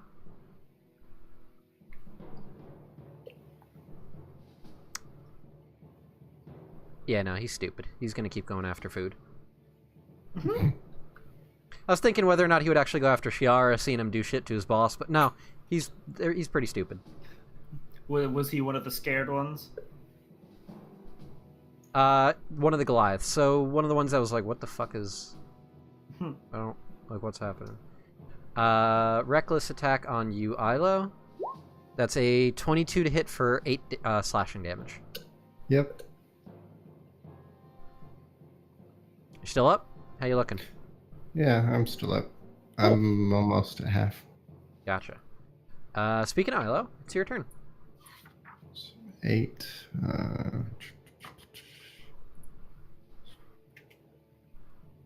Okay, I'm gonna bend over again and do another Cure Wounds. At 2nd level. Okay. Wow. Ooh, That's damn. 16 that time. I might live through one attack now. Hooray. And the failed death saving throw stays with you, Zai, but you're not dying anymore. Okay. I'm just marking on my sheet if I'm not actually done. Yeah, you have on the character sheet it has the death saving throw tracker. Already did it. Okay. Anything else for you, Ilo? That is all I can do. Okay. Zai, it's your turn. You are on the ground. You're conscious again. You see Ilo standing above you with a concerned look, I assume. Mm-hmm. I'm gonna stand back up because I'm getting tired of staying on the ground. Okay. For my movement, I just want to hand Ilo like 3 health potions. Sure. So I can stop using spell slots. I'm gonna say you can hand him 1 potion, not all 3 though. Okay, I hand him 1 then. And then I slash at the Goliath with my glaive. Okay, do it. You have advantage. 16 for 6. That hits him. And that's all I can do. Okie dokie. So it is the chieftain's turn. God, what is his movement speed?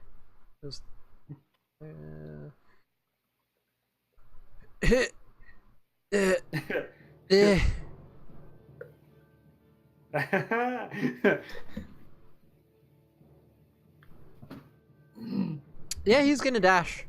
He wants to be back in there. So, Fuck off. can't actually do anything though. That was his turn. So these 2 guys are going to, being a little bit smarter. This guy's gonna go over here, taking an opportunity attack from Estral.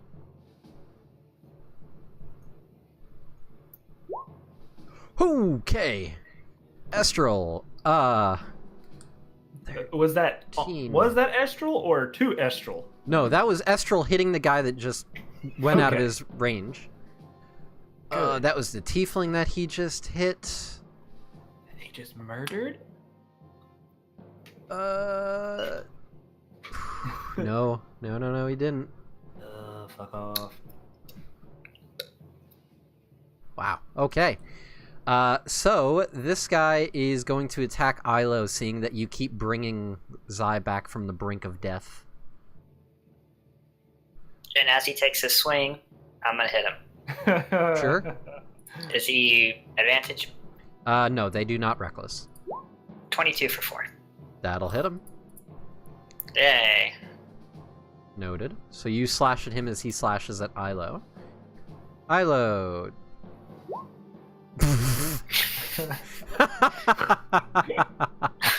Wow.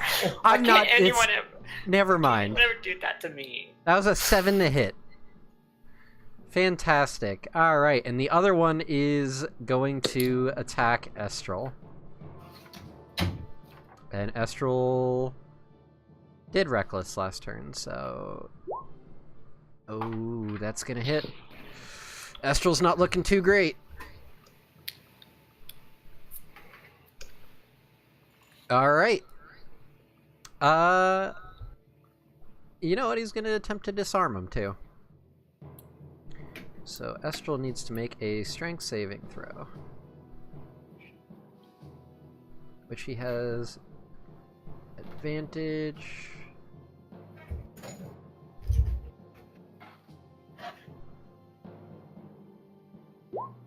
No.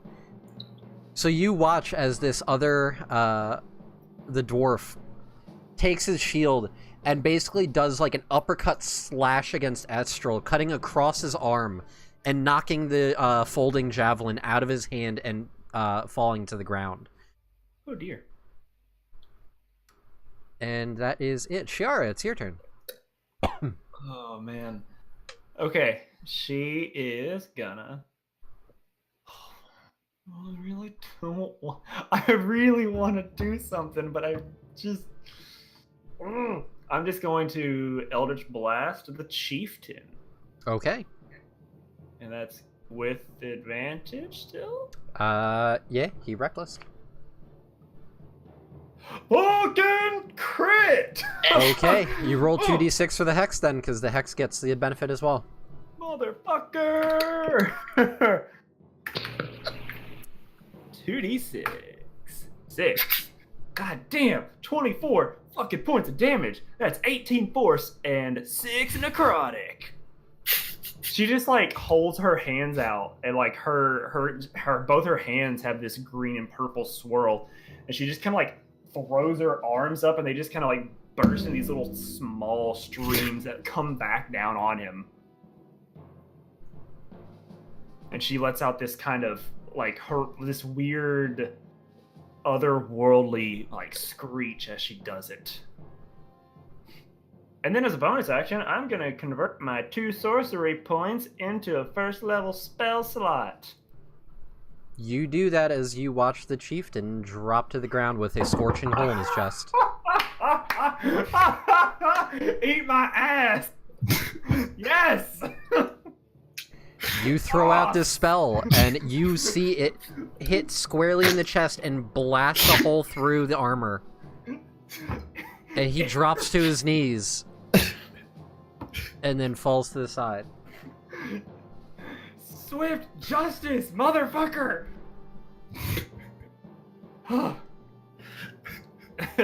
She like has her arms still outstretched and her eyes kind of like the spell like dissipates and her eyes come back to normal, and she sees what happened and kind of just puts her hands back down, like kind of call me an outlander, you stupid bastard. I kind of painfully look over my shoulder at Isla. Get we keep her. That's your turn? Yeah, oh yeah, that is my turn. Okay, Click this, will it use it? No, it doesn't. Okay, well, I've used it. Estral, seeing the chieftain fall, not even Actually, grabbing. wait, I still have movement, right? Yeah. I can't get to him right now. Never mind. Continue. Okay. Estral, seeing the chieftain fall, isn't going to reach for his javelin. He just holds his bulwark out and says to the fighter in front of him, "Yield! The chieftain has fallen." He doesn't sound very convincing, but he's standing by it. He's holding an action to see if they keep attacking.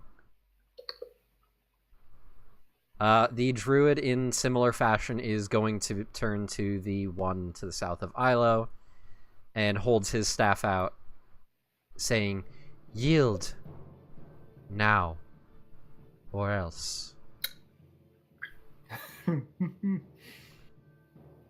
The Goliath, however, has other ideas and really wants to taste kobold. Oh my god, fuck this guy. It's not even that good. How do you know? It's very gamey. 15 for 7.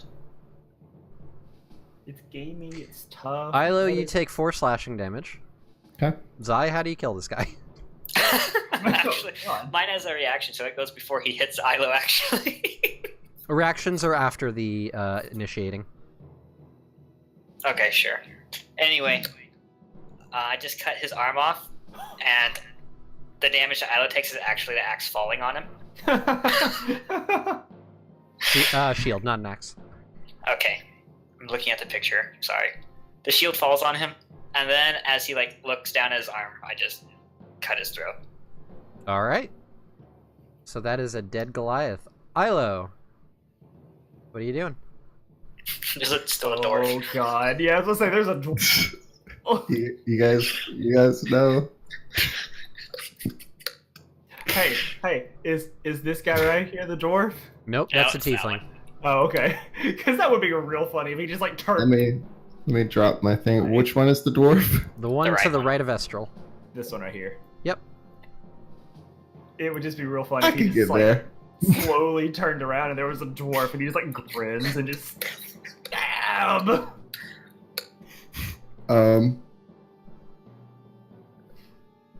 Oh man. Yeah, I think he really would. God damn. Well, he definitely would. He definitely What would. is your debate? If you would, or how you're getting there? Well, he knows that you guys are trying to ask if they're submitting or not. But Oh. my Well, question it's is- only Estral and the Druid that have done that so far. So whether or not Ilo those are the respects ones their I'm supposed to opinion, yeah, those are the ones that I'm supposed to be following lead on, not knowing how their ways go. But I don't think Ilo cares about how their ways go because all their ways are stupid to him. So And- he's and gonna it's a go over dwarf. and attack him, and it's a dwarf. So he's getting stabbed a couple times. okay. I don't have advantage on that one. No, So you don't have Flip advantage. that off. And you are And- moving where? To the I'm just stepping over the chieftain and Zai. All right, you are going to get an opportunity attack from the tiefling. Okay. That means he's not yielding. Yeah. That answers that. That's a 10 to hit. So Nope. Nope. Okay. So you're my over- attack was an 11 that misses. Yep. I'm gonna use a stream die. Which one? D8. Okay, Neil using the D8 to go hard on this. It changes it to a 16. Probably hits. 16. Yeah, that hits. So that was 13 damage plus my last bardic inspiration die. What are you hitting him with? I'm just gonna do defensive. So my AC increases Gotcha. by 2. So he takes an additional 2, and my AC is 18 till the end of, or till the start next turn, whatever it says. 13. And then 15 damage. the All right. offhand attack is a 17 for 12 damage.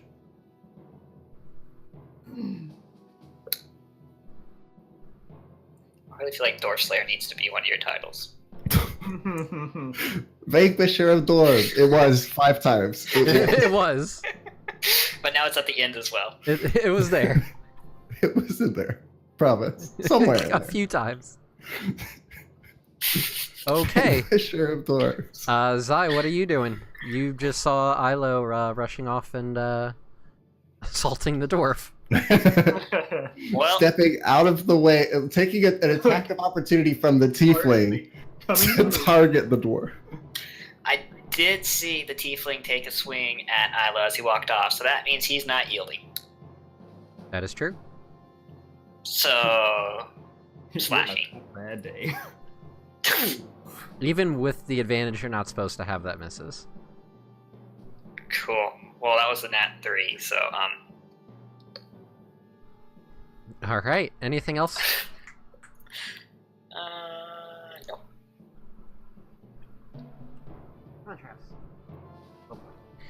Okay. The chieftain's dead. For these guys, the tiefling's gonna keep going. The dwarf is gonna be like, I yield. Ah! Oh boy. Get this one off me! I'm sure you do yield.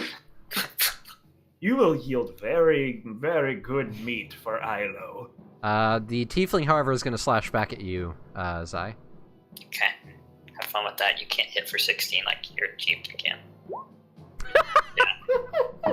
No, he can't. He is so thrown off by everything that's going on that his attack just swings wide and doesn't even glance you.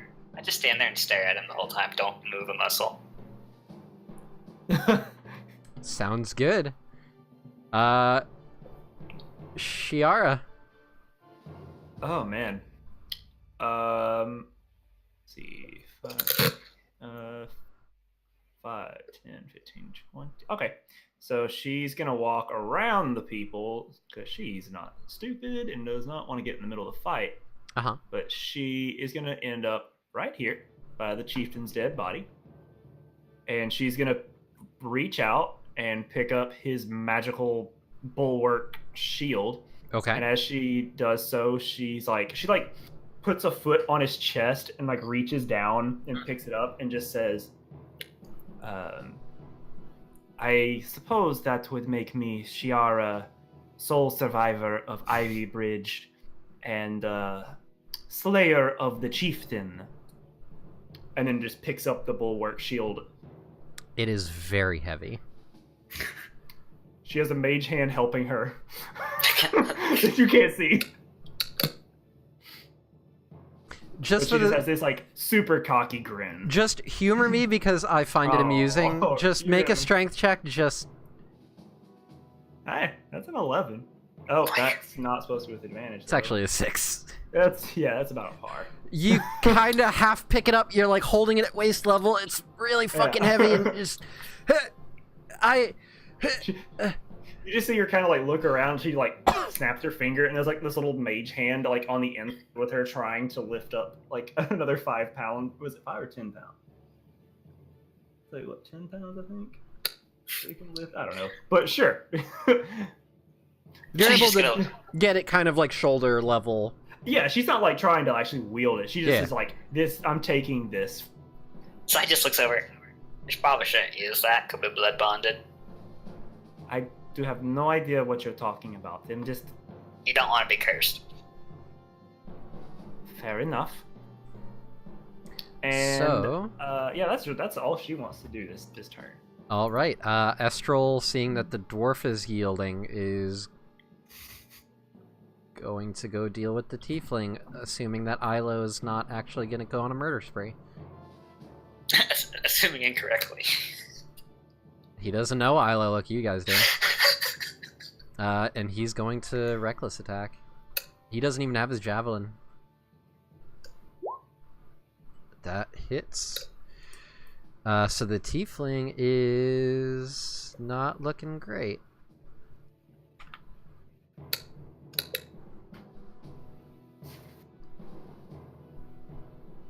The druid is going to similarly attack the tiefling for not yielding.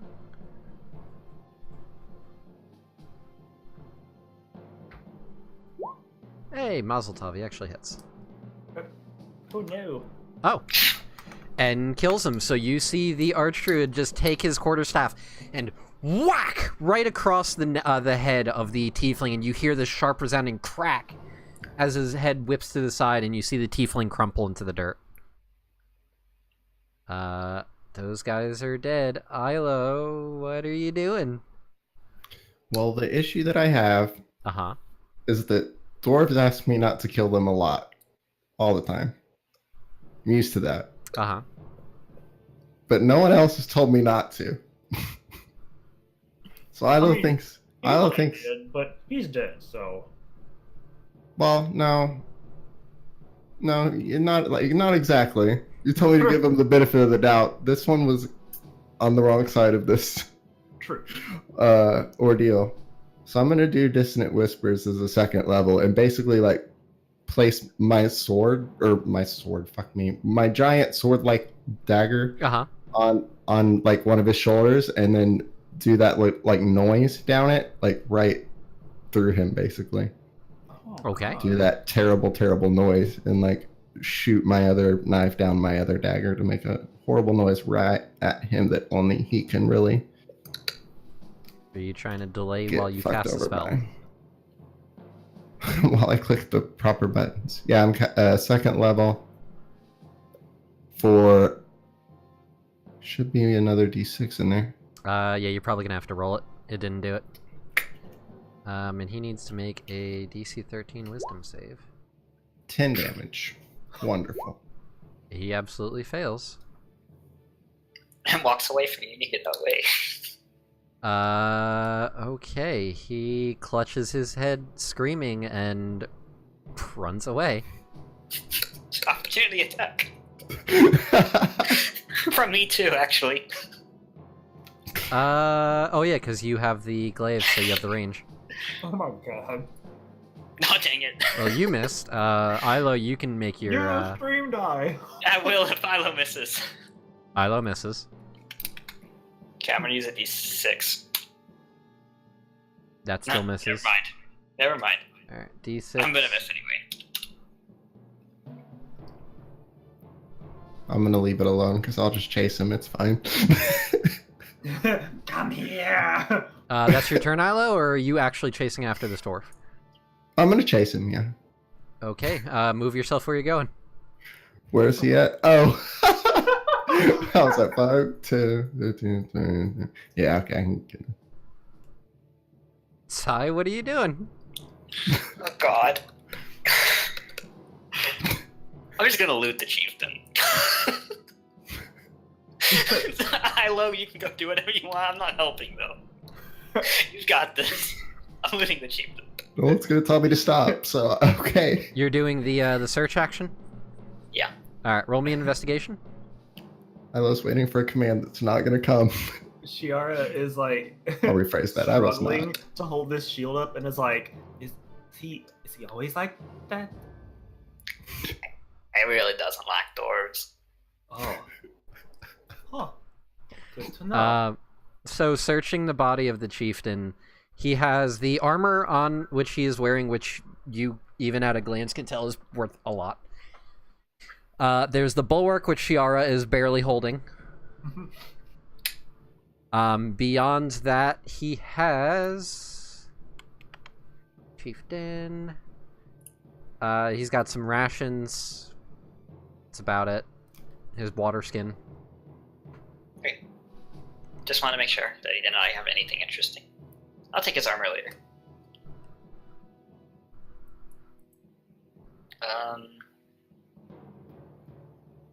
Yeah, pretty sure that's my turn. Okay. Chieftain's dead. Dwarf's turn. Dwarf, seeing that Ilo is not backing off, is gonna fight back, because that's all he can do.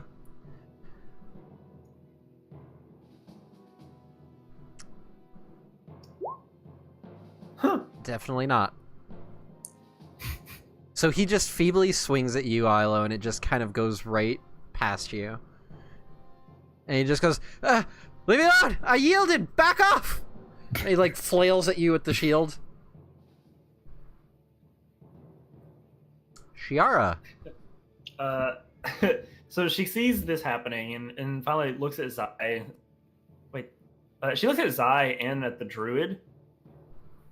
So are we still doing this? I mean, it seems slightly cruel, but Chieftain set the rules. There was nothing in there about yielding to the death until he surrendered. He never surrendered. well, I guess if we're playing by his stupid rules, then like she's talking to you guys, and let's see what happens. And she tries to look cool and fire off Eldritch Blast, and completely misses. Without even looking, it just kind of... Oh. Okay, maybe I should look next time. Estrel's turn. Estrel is gonna say, Ilo, stop!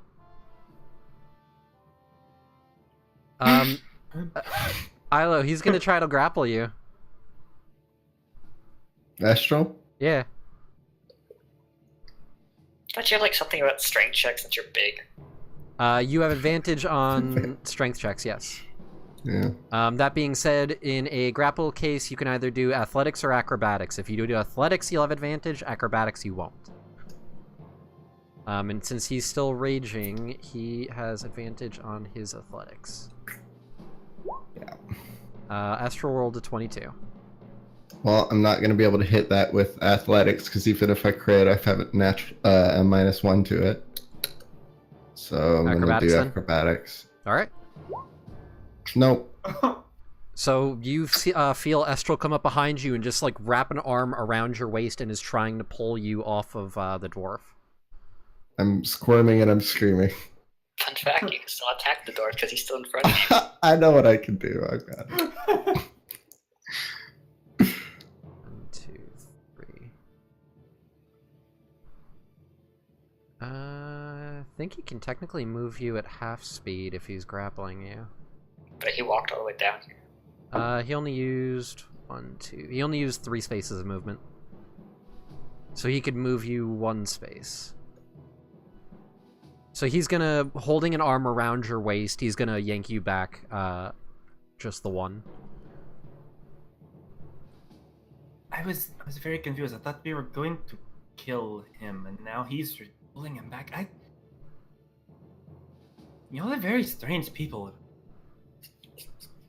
The druids go, and the druid is gonna turn to you two and say, "It is true that he can technically kill him. The chieftain has not called this off or yielded." But she looks down at him and goes, "And I don't think he will be." You have to call him off. It's not... It's a lack of honor. I mean, I can't call him off. I've only known these people for a day. I can try, but can't promise you will. He has a race vendetta against the dwarves that did kind of imprison and enslave his whole family and all that. The druid just looks on helpless. I'm just gonna shout across the field, Isla, if you can, try not to kill him. It's Ilo's turn.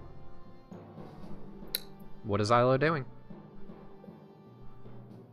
Is psychic damage Lethal? one of those?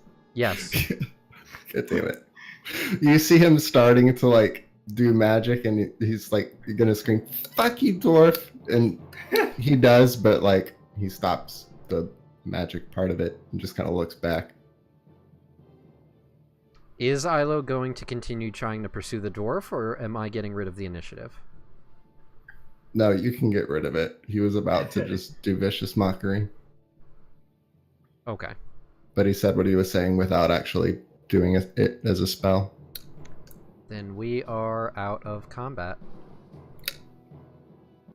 Can We take, accept like, your a yield. 5-minute break for potty reasons? Sure. So we will take a quick 5-minute break there at the end of that combat. We will be right back in 5 minutes, guys. Don't go anywhere. We have a bunch more RP and cool things to deal with after. So stick around.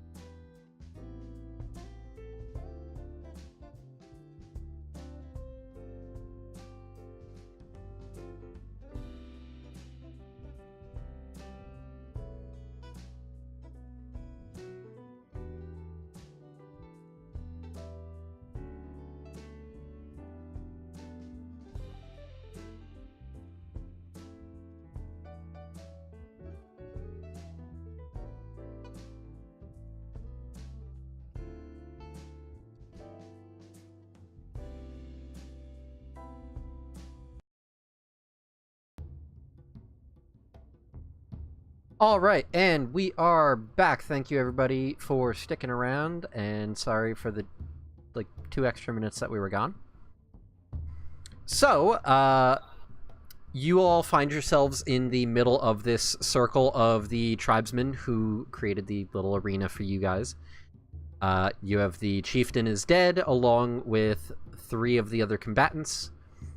The dwarf is bleeding from several wounds, standing at the edge. Some of the other tribe members are kind of holding his shoulders, and he's looking at Ilo concerned. Ilo is currently being held by Estral. Estral, I think you can let him go now. Estral kind of just looks over his shoulder to you and says, all right, and slowly pulls his arm away from you, Ilo. Ilo does the angry throw of his shoulder, wipe off his shoulder, and just kind of grumbling to himself as he walks back to everyone else. What does I know about how the next chieftain is chosen for a tribe? Typically it's through a show of strength. We killed him. The person who kills him is the next one. Technically, you guys aren't part of the tribe, so it wouldn't really work that way. Right. But Estral was part of the people that killed him. Can we make Estral chief? Are you saying that in character? I want to know if it's possible before I say it in character. Possible? Yes. Okay. Estral, can you come here for a second? All right. He walks over to the group of you. The druid is also standing with you guys. You two. You're gonna need me here for this conversation.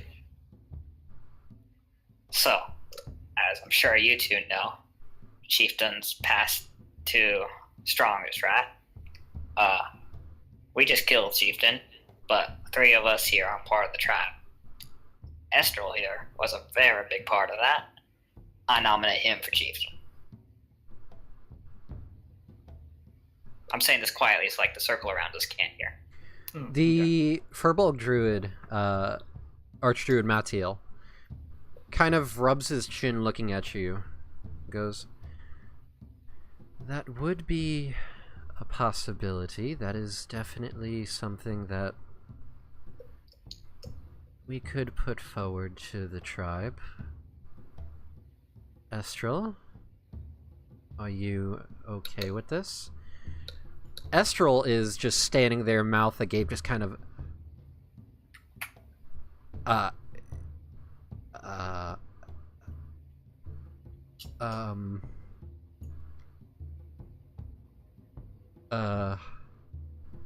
Well, come on, spit it out.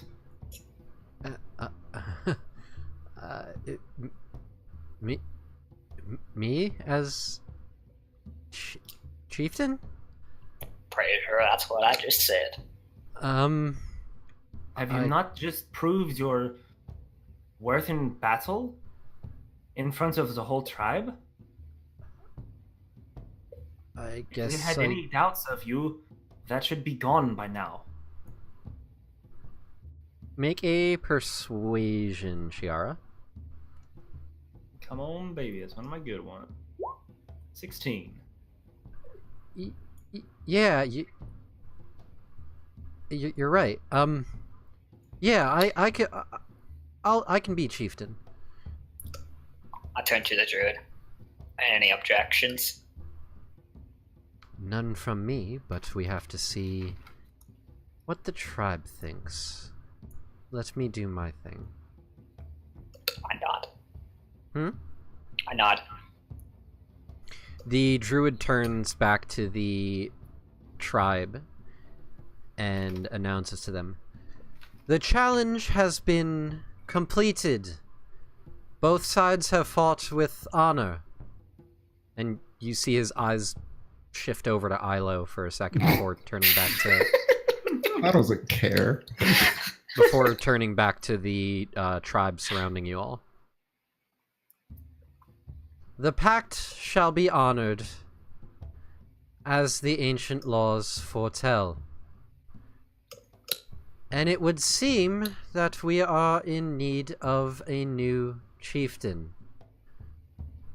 I put forward as a victor of this challenge, of this hunt, that Estral be our new chieftain. He has proven his strength in battle, taking on 2 foes at one time so that his allies may stand strong. What say you? And there's a brief pause where you watch the tribe surrounding you all just dead silent. And then slowly building up, you hear them all going, "Hoo, hoo, hoo, hoo, hoo, hoo," chanting louder and louder until the entire tribe surrounding you of these 40-something warriors all start chanting loud and louder and louder. And the druid waits a moment, hands outstretched with his staff, and then waves it through the air, and they all stop. I announce our new chieftain, Estral. And you see Estral go over, grab his folding javelin, take his shield, and raise them both in the air. And again, the chanting, "Hoo, hoo, hoo, hoo," going around and around and around. Can Zai identify if something is blood bonded? I don't believe so, no. Because I think you had asked about that prior. I think I asked if I could melt it down and re-blood bond it. I don't know if I asked if I can identify it.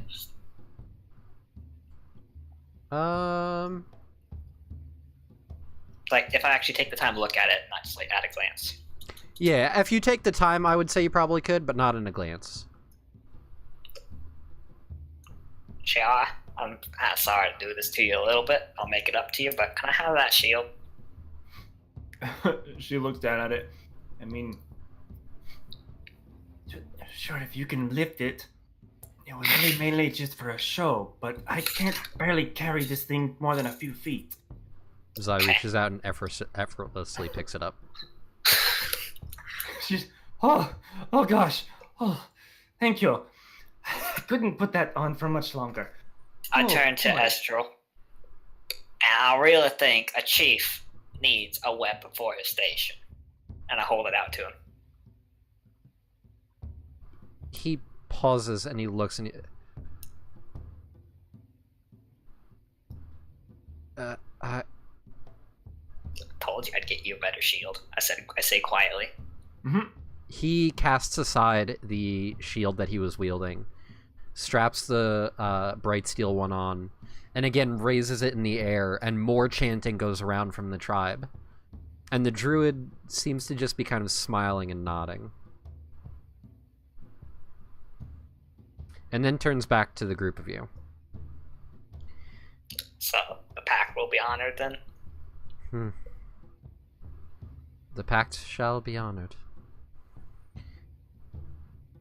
Are you aware of the details of it? More of a broad overview, not so much the details. The pact was from a long time ago when this land was once a great nation. Yeah, when she lived here. Great gesture towards Yara. She just nods. As you say. The tribes were sworn to serve the ruler of the land, and that would continue on until there was no longer an owner, anyone who had the right to claim the land, but here you are. So, if it is all right with you, and our chieftain, looking at Estral,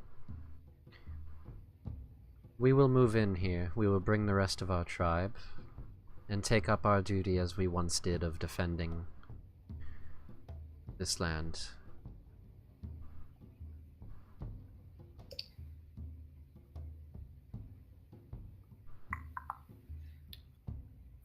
Defending the land would is good and all, and we really appreciate it if you moved in. As you can see, it's pretty much an empty city, and very prone to attack, something like this. At the same time, though, we don't want to hold the pact over you.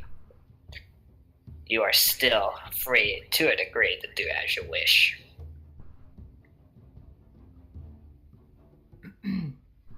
Astral nods. You say that it has been several thousand years since all of this has happened. Should we not consider forming a new pact? So situations like this would not happen again. A new owner, new pact, makes sense to me. It has never been done before that I'm aware of, but But no one has been here since I lived here. Thousands of years ago, apparently. since you claim the rights to this land, I don't see why not. If you wish to forge a new pact, though I must warn you that the rest of the tribes will need convincing on their own to join. Wow, to have them add their names to it individually. That would be wise. If you can convince them anyways. Not all of the tribes adhere to the old ways as we do. We shall see.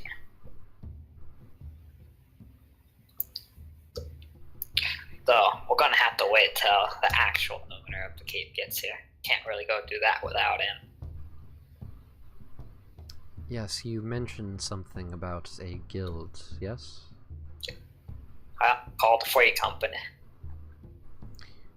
Well, even still then, I imagine with our chieftain's blessing, we will move in and get settled. We'll send a runner to retrieve the rest of our tribe. We can sustain ourselves somewhat, but resources in this area of the Freelands is going to be difficult. You will need to look into ways of renewing our resources.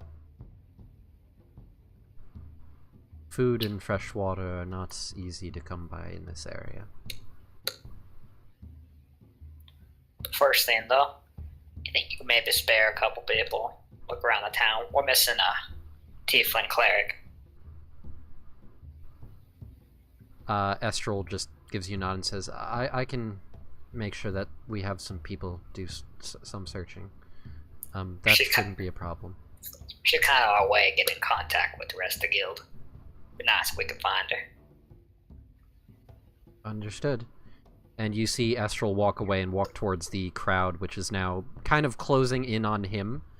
Many of the tribesmen now happily, like, patting him on the shoulder, patting him on the back, saying congratulations. And you see him talking with a few of the tribe members, and you see three skinnier, but still relatively well-muscled tribesmen break off from the group and start heading towards the city. Well, if it's all the same then, we're going to go get ourselves settled in. I will inform the rest of the tribe on what is going on. And thank you. I probably would have perished in that duel if it was just me versus the chieftain. Yeah, you would have. Your help in the fight was much appreciated. He gives a nod of his head towards you, and then turns and starts heading towards the rest of the tribe and Estral, and starts speaking to the rest of them, saying that they're all moving in. Very slowly, you see the camp around you being packed up, and you see them going up the bluff towards the keep. I sit down on the ground. Well, that sucked. And then I pass out. Oh, okay.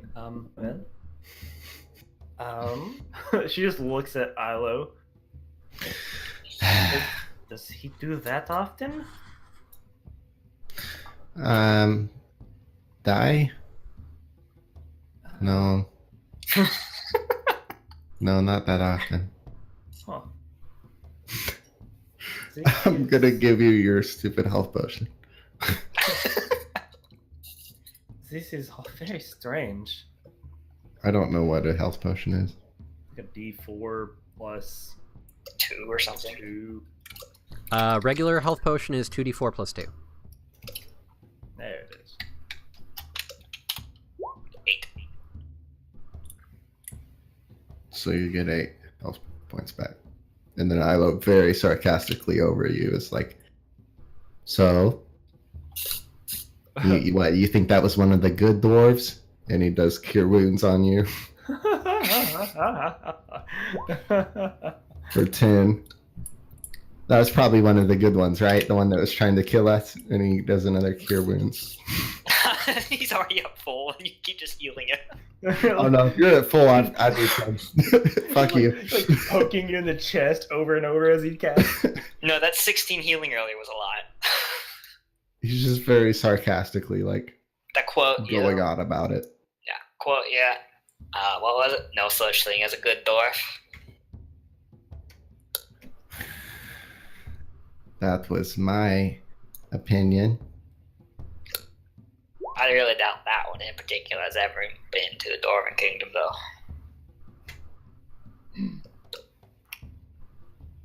Oh.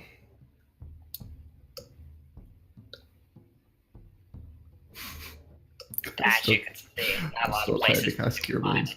Damn it, why is it doing it at second level? I'm telling it not to. Hold on. Fuck. For some reason, it takes 5 minutes before it registers that I put a digit in the spell level box. Damn it, and I keep getting shitty heals. Alright, that's all.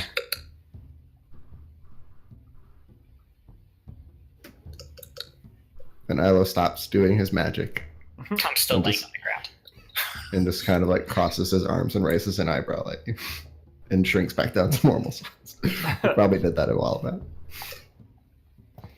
Okay, well, I have to admit, didn't really think this far ahead. I don't know what to do now. Seems like you tribes people have that in common. Well, No offense. I have maybe a favor to ask of you. Oh? You've mentioned a few times that myth. And well, I can't really say that well, I don't really have much going on here.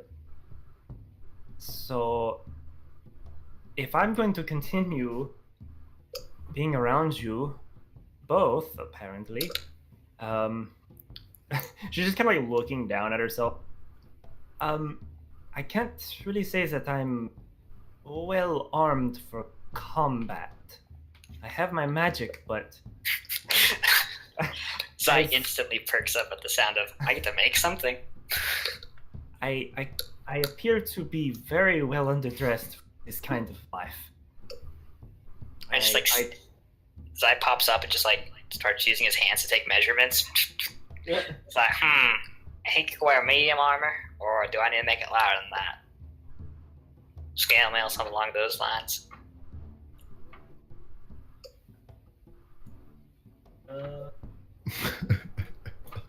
Flip. You didn't put it on your character sheet? Listen, I'm a multi-classed oh wait, actually it is arm. It doesn't put it on there actually.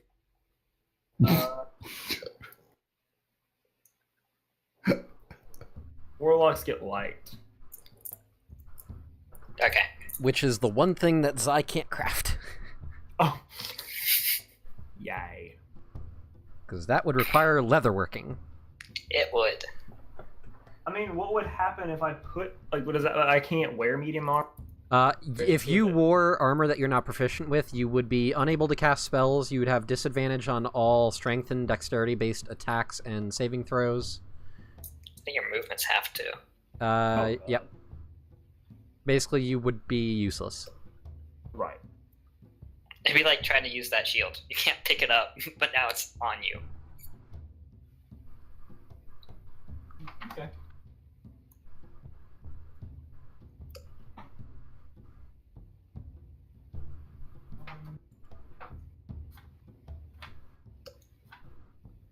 Estral comes back over after a few minutes talking with the rest of the tribe. Wells, we're gonna get ourselves situated. What are you guys gonna do?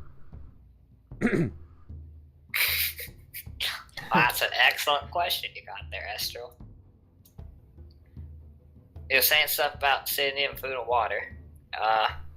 Any ideas where might be able to work on that around here? I mean, it kind of depends on... I mean, we can send out hunting parties, but that's gonna reduce the defense that we have here. That wouldn't be a problem, so we could get food easily. Freshwater... that's a little bit harder. 2 days north, there's the lake, or there's the river over by Morothas. Okay, so on the map here, Yep. like, aren't we next to an ocean? Yes. Okay. You can't drink salt water. I'm getting there. It's like a 3-hour walk. I think Does it your was. tribe not have magic users that can purify the water?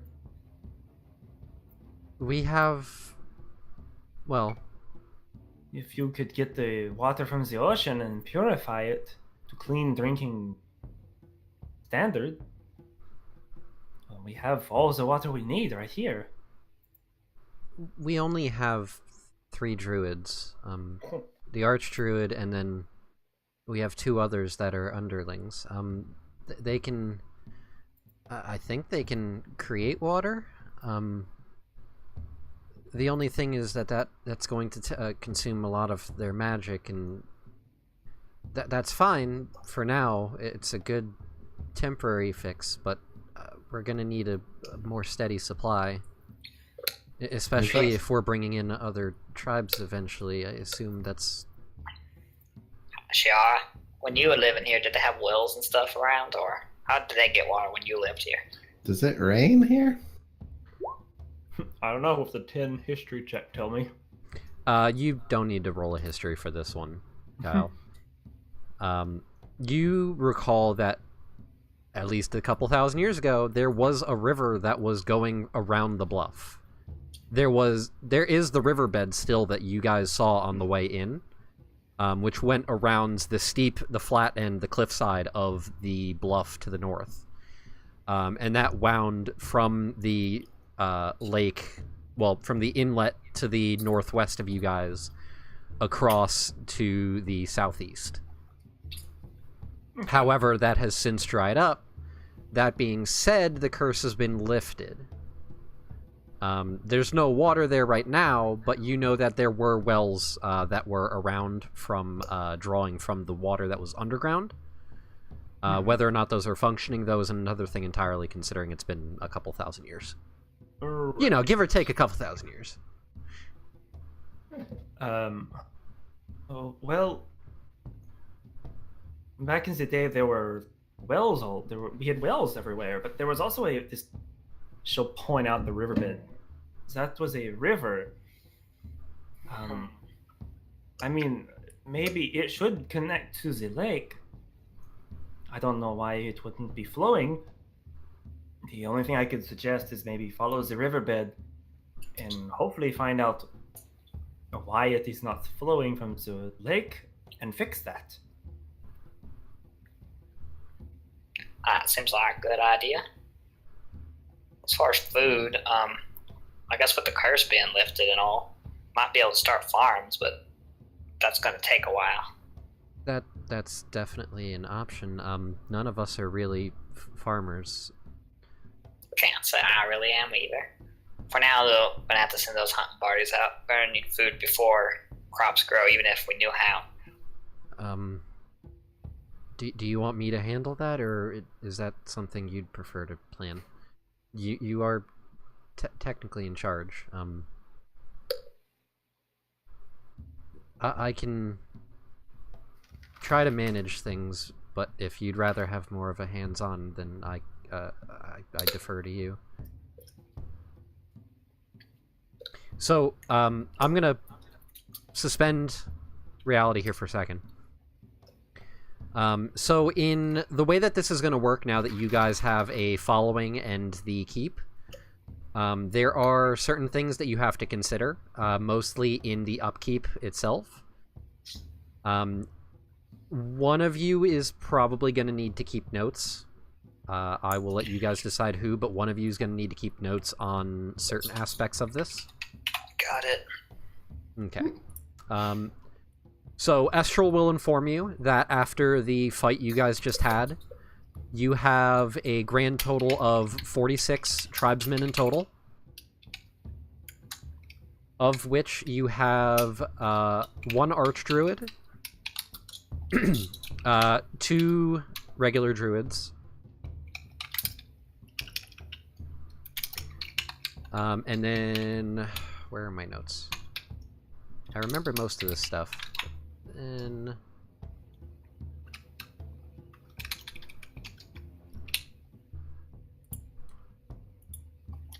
okay, yeah. So you have the archdruid, you have 2 regular druids, you have a chieftain, Estral, and then after that you have 42 bulwark bearers or shieldsmen.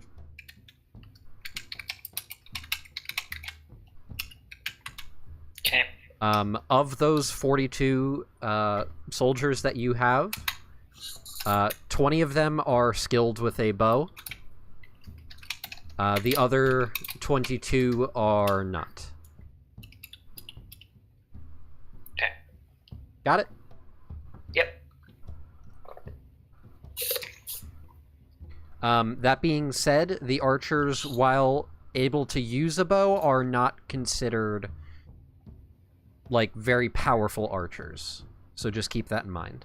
But probably good enough to hunt. Yes, they're hunting archers, not firing line archers. Not archer tribe. Or I guess it'd be bow tribe. Right.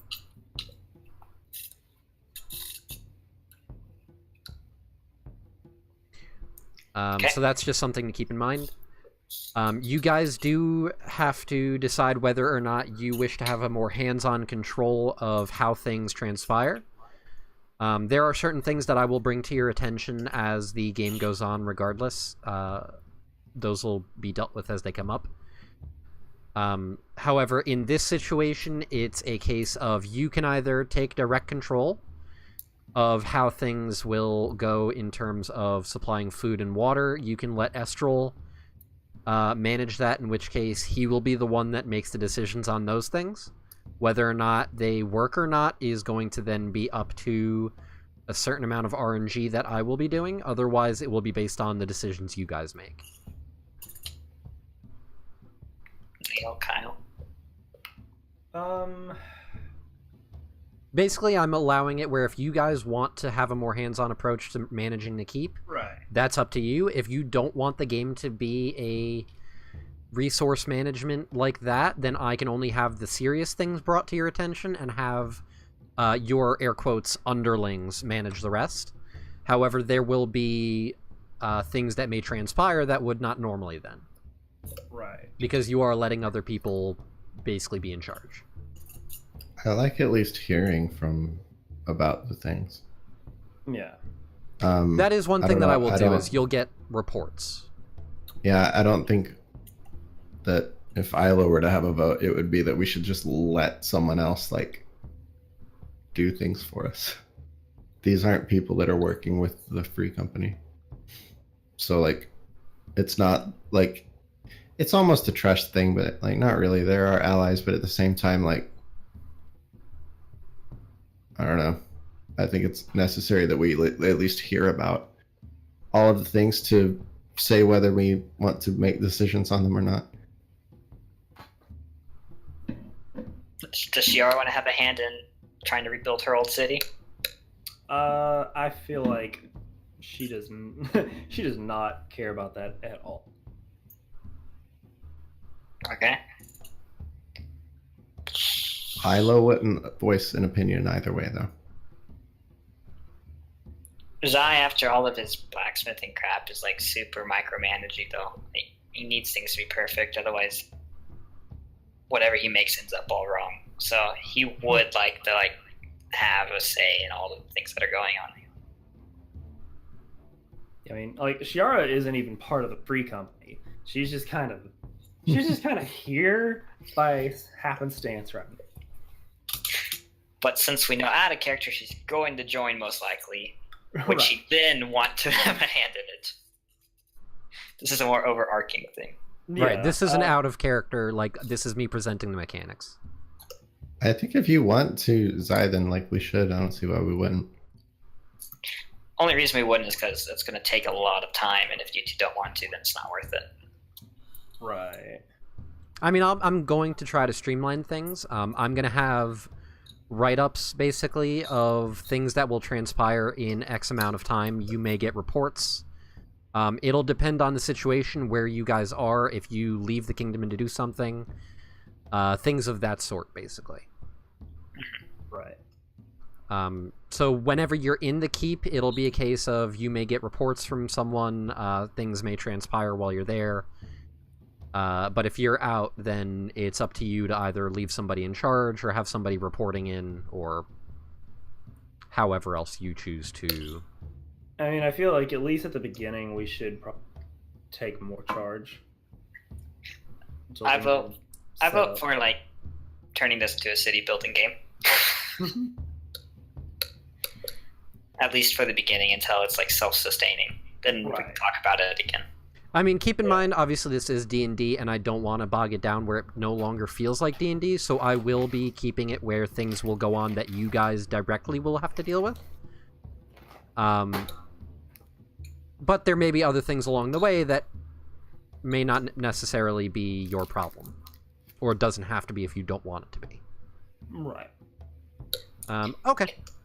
I think we've decided that we'll go with the hands-on approach, and if we decide we don't like it, we'll just hand it off to Estral. Yeah, I mean, if anything, you have, what's his name? Dalus coming in soon, and you guys already know that he's an accomplished leader, so... Yeah. That kind of opens up options for you guys. That being said, you still have 10 days until they would depart. Depart or show up here? Oh no, they would show up on the 30th day, because you guys had 30 days. Okay. So All right. So in character, then back into the game. they leave in 4 days. Okay. So what are you guys gonna do then? Well, you're gonna need to send some hunters out. Probably those bowmen that I saw in the camp. Okay. And I turned to Shiara and Ilo. What do you two think about following the river up so you can figure out what's going up with that? The curse is lifted, water shall be here. I think I can take Ilo through the riverbed. I think I can handle that.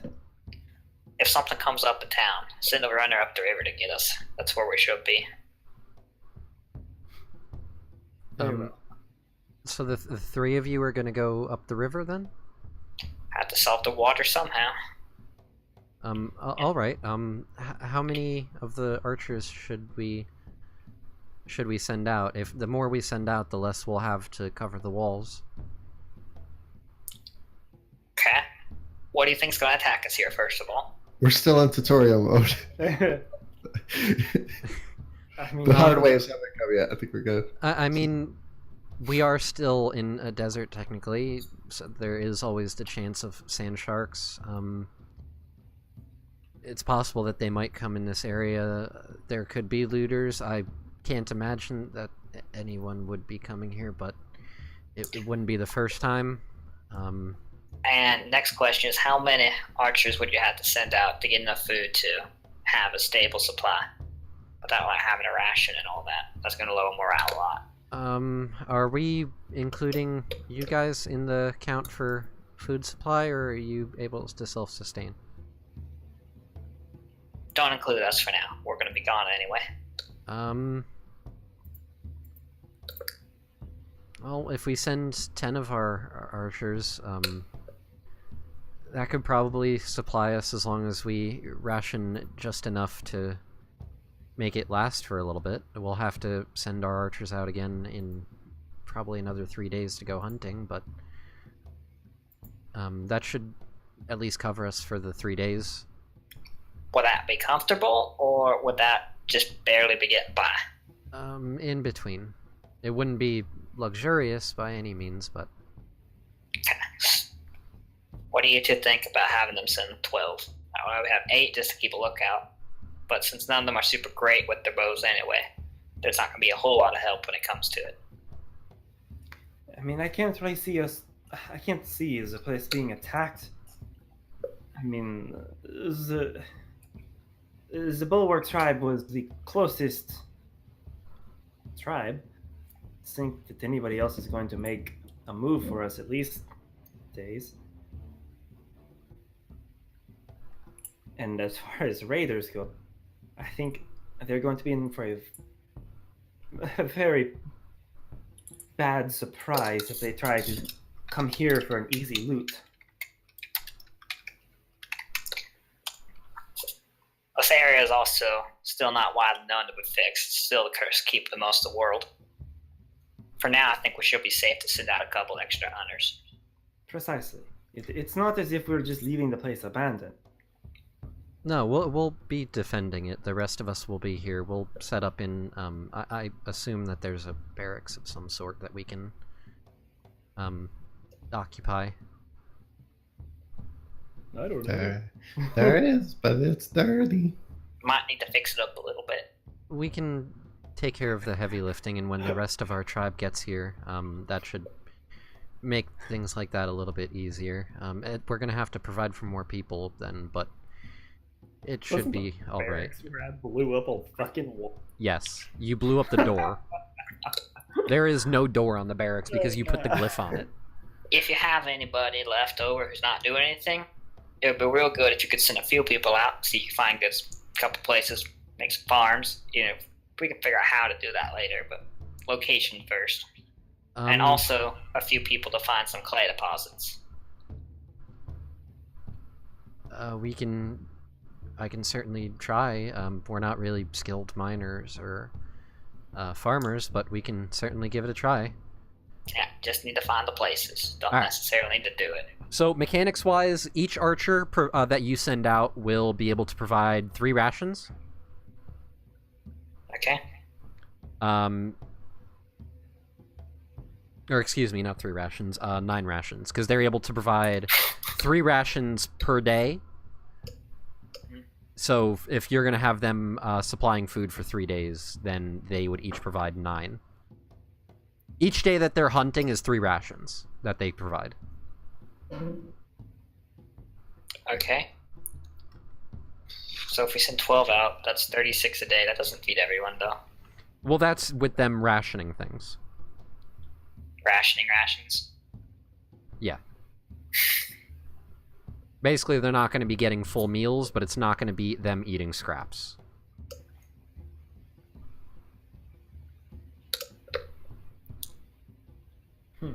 Okay. In terms of the farming and mining, they're not going to be very effective, but they can try. How many of them are you sending? Anyone that... I'm going to leave this one on to Estral, I think. Anyone who he doesn't think needs to be there to defend and isn't really doing anything else. Like, they don't even have to send super great fighters. They just need to send an escort. Gotcha. How many archers are you sending? 12? 10? What do you guys think? 12? More? Less? I'd say 12. Okay. Yeah.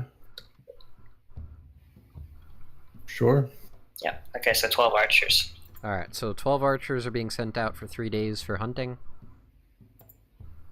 Estral says, I mean, we should be alright with having 10 of our fighters stay behind to defend. That leaves us with 8 archers and 10 fighters. That should be enough to defend against just a stray sand shark or anything.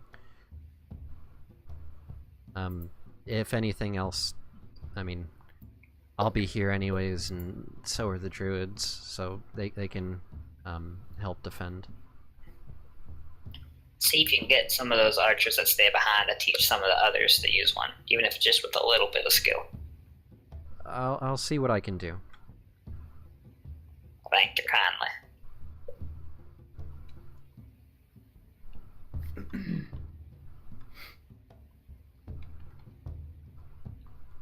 Anything else that we need to take care of before we leave?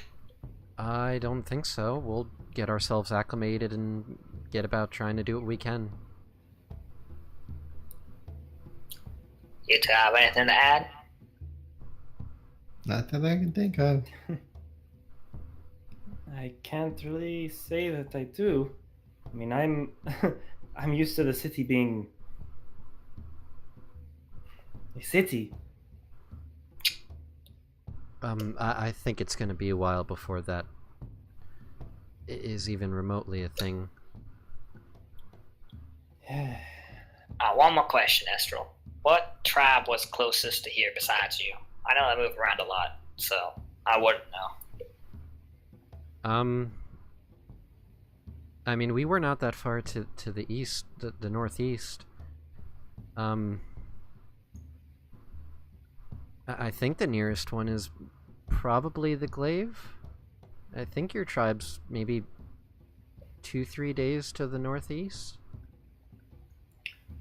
If you came here from the north, it's possible you might have passed them. Of course it was my tribe.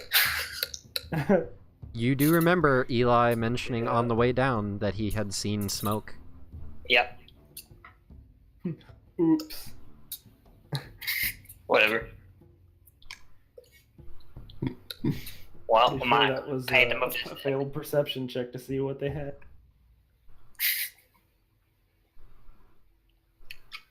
Well, good luck here, Estral. We'll be on our way. Alright, we'll see you when you get back then. And you see Estral head off towards the keep where the rest of the tribe is making their way. You two ready to head up the river? I suppose so. Sure. How long of a trip is it? I mean, it goes up pretty far up into the lake. It's about a day. Because the river Okay. came from right here. Oh, okay. Yeah, it Oh, came I was from thinking the it was inlet the one- itself, not from up here. Oh, okay. Yeah, no, Estral was saying that if you guys wanted to get fresh water, like, you could go up here, Right. or here, or here. Ah, okay. Nah, that's too far away. The only thing is that over here you have to be kind of careful. Like, they would have to purify the water just because of the fact that, it connects into the ocean. Or you can get it from right here. Yeah. Well, that's the ocean, too. But if we're purifying it anyway. So the riverbed that we were talking about was that that was coming from? Yeah. Okay. Yeah, that's where she would be leading them. Well, actually, no, because the inlet would only be over here. Yeah, this would be fresh water. Okay. Well, we want to follow the river, see if we can get that flowing again. Yeah. Alright, whoever is leading this, roll me a survival.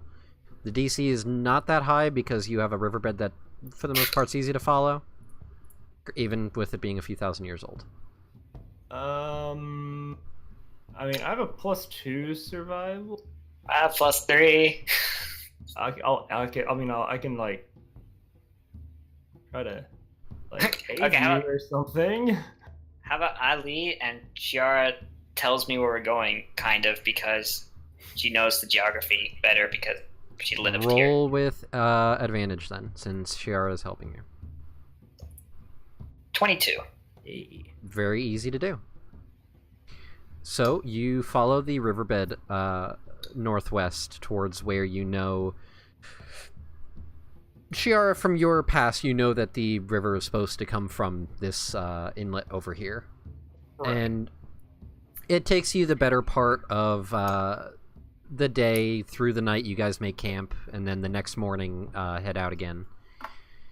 And standing at the edge of the lake, you see that where the riverbed stops, there's a very big hole, probably 20 foot in radius, that seems to go down. Mm-hmm. Okay. And you see the water slowly flowing into it. Well, that is a problem. Why do you I mean, think could have caused this? Don't know. I mean, you said it was a 20-foot? 20 foot radius hole. Yep. 20-foot radius? So, like, a 40-foot diameter? Yes, that's what I That's said. A very big hole. Okay, so I have 120 feet of dark vision. Mm-hmm. Can I see down to the bottom?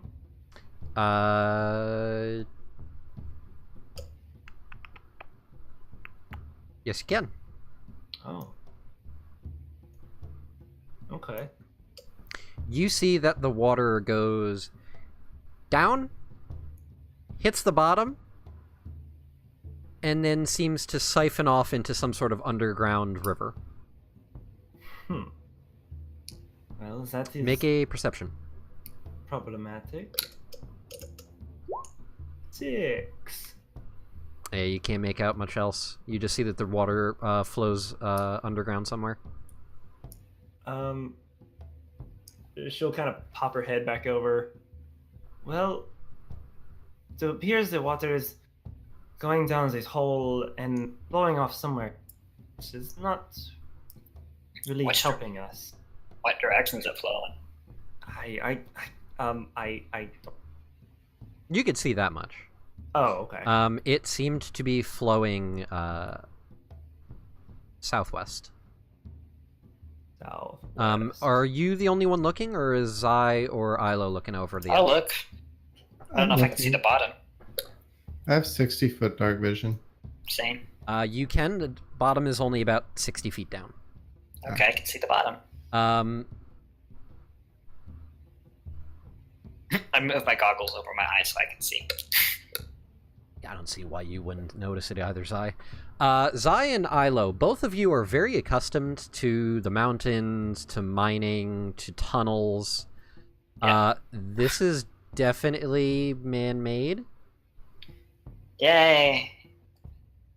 My whole background is finally coming to play. Ilo, because you especially would know more than anyone,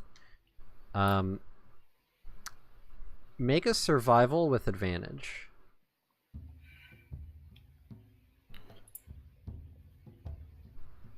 16. Ilo, you have spent a long time tunneling and digging. Looking at this, looking at the markings that are at the edge of the circle of this hole, especially being near the edge yourself, you notice that the digging marks, like all the chiseling marks where picks or whatever tools were being used, it looks like it was dug up, not down. Something came out from there. They weren't digging down. Gosh, it's not one of those stupid shark things, or is it? These were Ow, definitely like made dug by out, like- tools. No, you guys can definitely... Well, Ilo and Zai, anyways, would definitely recognize the markings of tools being used. The stone is very smooth in a lot of places. No, this wasn't an animal. This was definitely a bit with chisels, picks, and that kind of thing. Well, if we want the lake to flow back into the water, or into the river,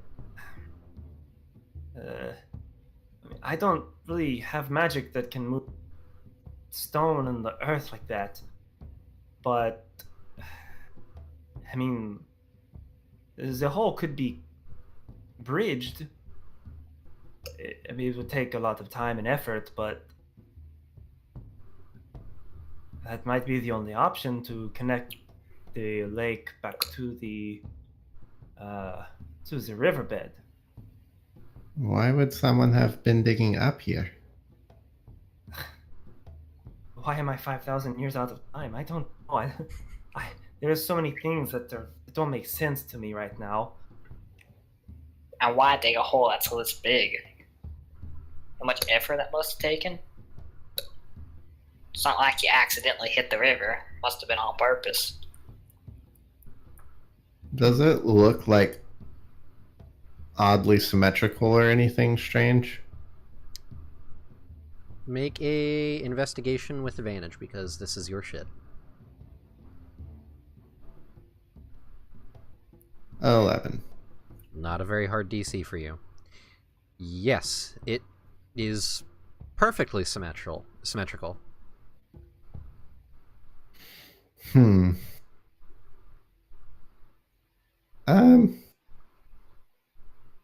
It's just too symmetrical. I don't know. I don't know what could have made this. I mean, do we want to go down in there and explore, or we just try to go back and get supplies and have someone come out here and just seal the hole to connect the river? Do you know of any way to seal a hole this big? I mean, at this point, it would have to be like a construction of some sort. I mean, the druids might have ways to mold the earth back together, but I do not. My magic is a little bit different. Sounds like the druids don't even know how to farm, so... Yeah, it's very weird. Zaya, it's not that weird to you. Nobody in Yeah. the tribe's farms. We won't stay still long enough to farm. I mean, my best suggestion would be to try to take as many notes as possible and then head back and send a team out here to construct something. But I mean, that is not my. Can I tell how recent the rock was chipped away? And with whatever did this, does the water give any kind of like hints at erosion or anything that would suggest that is the rock smooth underneath the water or something, so that I could tell if this has been this way for a long period of time or if this is fresh? I'm gonna let you or Zai, because this is both of your expertise area. One of you can roll with the other one helping, so you'll have advantage. It's gonna be a nature check. No, I have +0. Me too. Go for it. I'll help. Oh joy. 15. That's really good. It's okay. It's as good as I could do with a +0. Hey, for you, it's pretty good, and more than enough for what you needed for this. This looks like it was done probably within the last 100 years. Okay. So nothing like alarming, like, oh shit, The gods did it. this happened last night. Oddly enough, my character sheet does not have nature on. Yeah, mine didn't have medicine. I'd add that. Huh. That's weird. Yeah, I'll relay that information. This has been this way for a while. At least 100 years.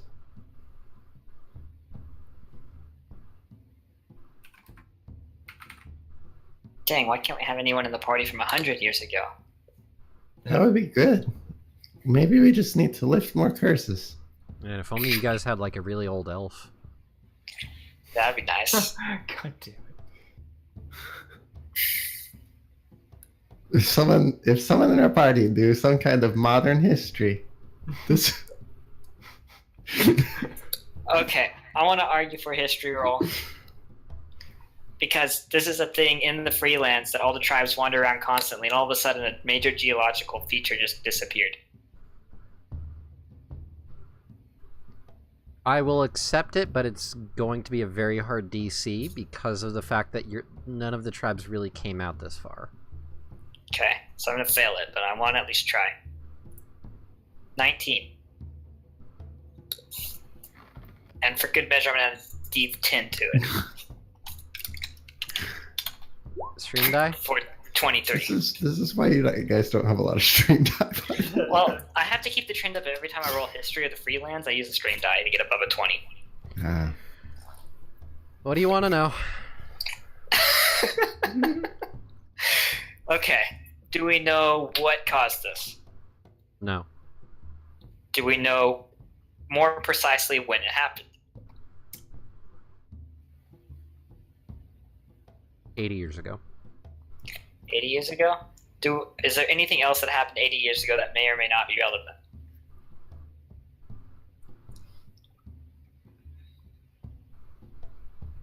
No. And finally, has anyone in the freelance ever had any encounters with things that live underground? Like besides sand sharks, but like an actual race of things. Yes. Do I know what it was? No. But I know it, and so I can ask people about it. Okay. Like on Archdruid, we may or may I will not. say that they were secondhand accountings and thus were not the most reliable. Okay. Still gonna ask the Archdruid about it when we get back. Okay. Well, they don't really remember much about this thing. Though, people from the freelance kind of remember it, but it's vague. I'm pretty sure this thing showed up about 80 years ago. Though no one really comes out here, so I kind of forgot. And as for something that's digging up, I don't know how reliable these stories are, but there's a couple stories here and there of meeting things that live underground. Not like monsters or something, but like an actual race of things. Again, don't know how reliable they are, but might be worth checking out. Though, still, even if we meet that, I don't know how we're going to cover this whole get water. Yeah, I don't think that we can solve this today. Unless you guys want to go in there and try to solve it. I'm not that good at plugging holes.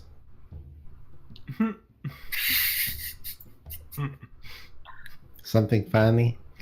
Oh no. You can't make kind of references to this.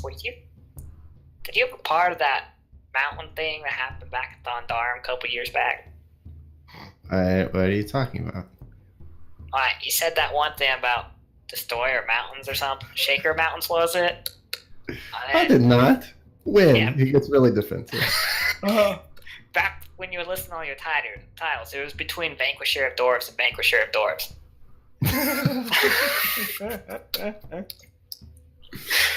And then there was that thing about making holes. And there's been a couple things.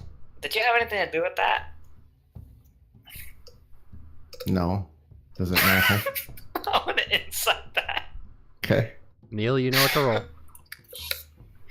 Oh, God.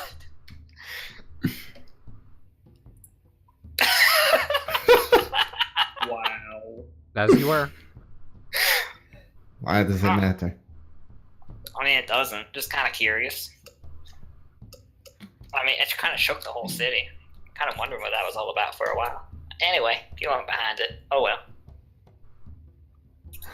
Sharon is just looking at you two, back and forth as you're talking. And You would have noticed that he got defensive, though, even if you did, but she has that. no clue what y'all are even referring to. No, even Zai. He's, a pretty decent liar, but this is kind of a subject that he is being blatantly defensive over, even if he is lying decently well. He did He takes offense at it. Yeah. Not offense. It's just like you can tell that he's like not avoiding eye contact. Not avoiding. He's avoiding eye contact. He's kind of like looking off. It's clear that he knows something. So I will remember that's this. about all you can tell. Yeah. Hey. You would notice that. Okay. Don't know what that whole thing was about. But I do have hopefully an easy questions. Questioning. Or ask away. Well, both of you. So you have one. I see two on you, and the chief, a big shield thing that he had. When it kind of hurts my eyes when magic to look at things when I see these items. Talking about the bright steel? I suppose. Well, bright is a very good word for it. It's very bright aura of magic. It's nothing I can't really put my finger on it. This thing, and I spin my glaive around. Yes. There's something else that you have in your bag. Something much smaller. That was Eli's. He had one too. So you have a big glaive. I know you have A knife. One. How do you feel about testing something extremely dangerous? You just see her grin. I mean, I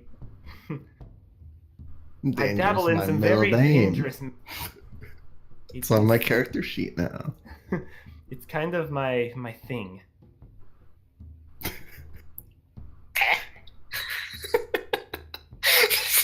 Arch, I'm happy about to kill us all. Okay, come here for a second. I'm gonna take the wand out of my bag. Oh, a wand. Interesting. I'm gonna take a dagger out of my bag and cut your finger. She just gives you this look of like, I need a little bit of blood for this experiment. okay, and just like, Then using a tiny bit of fire breath, I'm just gonna, not even getting close to melting. I'm gonna just warm up the bright steel wand a little bit and have her drop blood along it. See what happens. this is very strange. Oh. This is like some cult type stuff. Okay, Zai. And I lose my hands. I need you to roll me a d20, please. 12. Okay, that was the bad result. Sweet! Because I like to spread the love. Kyle, Uh-huh. since you are standing right next to Zai, Oh boy. roll me 3d10. Oh my god. 3d10. Boy. You 16. both take 16 force damage and are knocked 15 feet away from each other. Ouch. That hurts. Ilo, you watch as the blood drops onto this now warmed bright steel wand, and you watch sparks seem to fizzle around the wand for a moment, and then you hear this loud concussive and you watch as both Shiara and Zai go flying in separate directions 15 feet, and you watch the wand fall onto the ground in 3 separate pieces. God. I'm okay with this. Now I don't feel bad about smelting it again. That's true. Ilo is just crossing his arms and gives you a very flat expression. She gets she's just she doesn't know what to do. She coughs black smoke. Zai stands up, brushes his chainmail off a little bit. Well, I did say that could be dangerous. Oh boy, that was a bang. I did not think that you would try to cross bloodstreams. I had it prepared. I didn't think you would do it. I'm gonna pick the 3 pieces up and put them back in my bag. Hold on. I want to see if it's still, like, if detect magic is still detecting it as magic. You're using your detect magic thing? Yeah. I just, like, always have it going. You can tell that the base metal that the wand is made up of is still magical in nature. However, it looks like upon the unbreakable weapon breaking, it seems to have lost all of its base enchantments. Okay. So the magic whatever magic it previously held as the actual weapons magic right. is gone. But the base magic from the metal itself is still there. She'll kind of, like, get down and kind of, like, reach for it. This is very curious. And she'll, like, look up at Zai. What's curious about it? Well, the aura is... Well, it's the same, but not nearly as... It doesn't hurt my eyes to look at it. It's as if part of the magic is gone. Can I figure out what that means? Make me an intelligence check with advantage. Okay.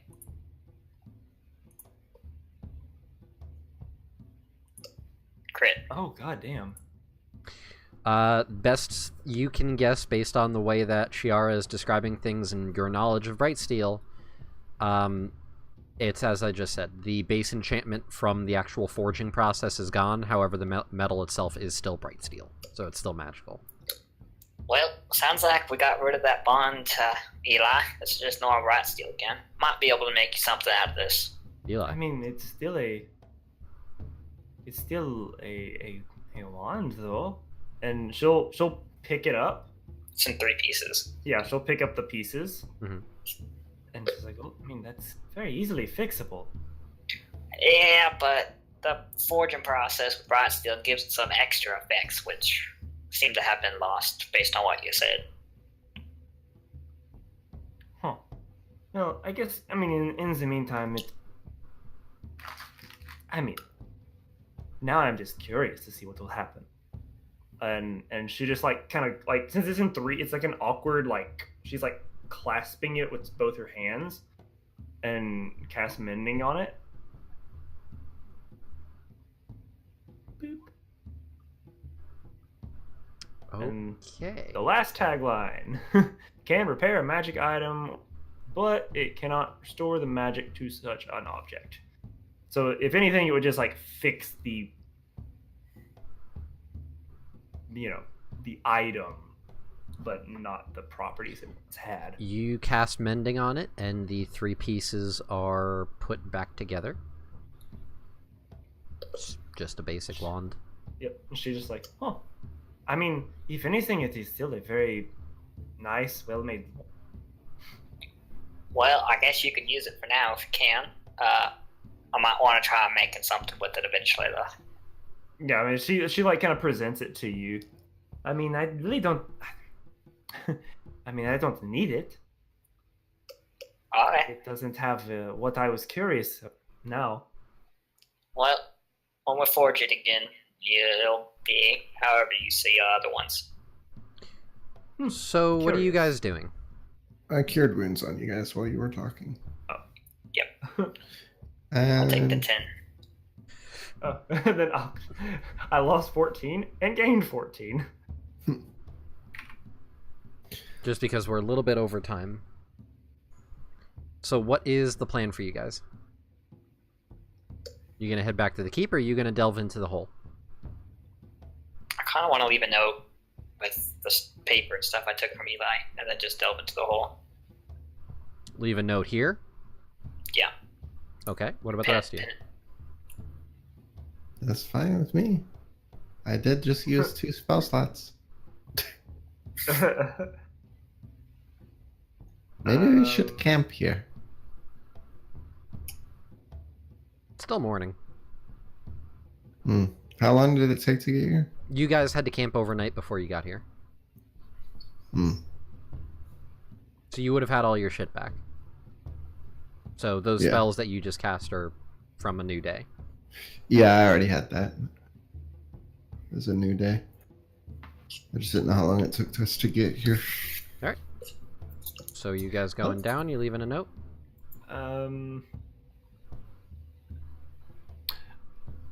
I think Shiara is down for the hole. Okay. Yeah, our plan for next week is probably just leave a note, go in the hole then. Okay. Then that is where we shall end it, is with you three getting ready to go down into this hole. Alright, so we are going to call it quits for the night then. Let's go around, find out where we can find everybody online and what everyone's favorite part of tonight was, and then we will call it quits until next week. I don't believe that there's any reason we shouldn't be playing next week, correct? Correct. Okay.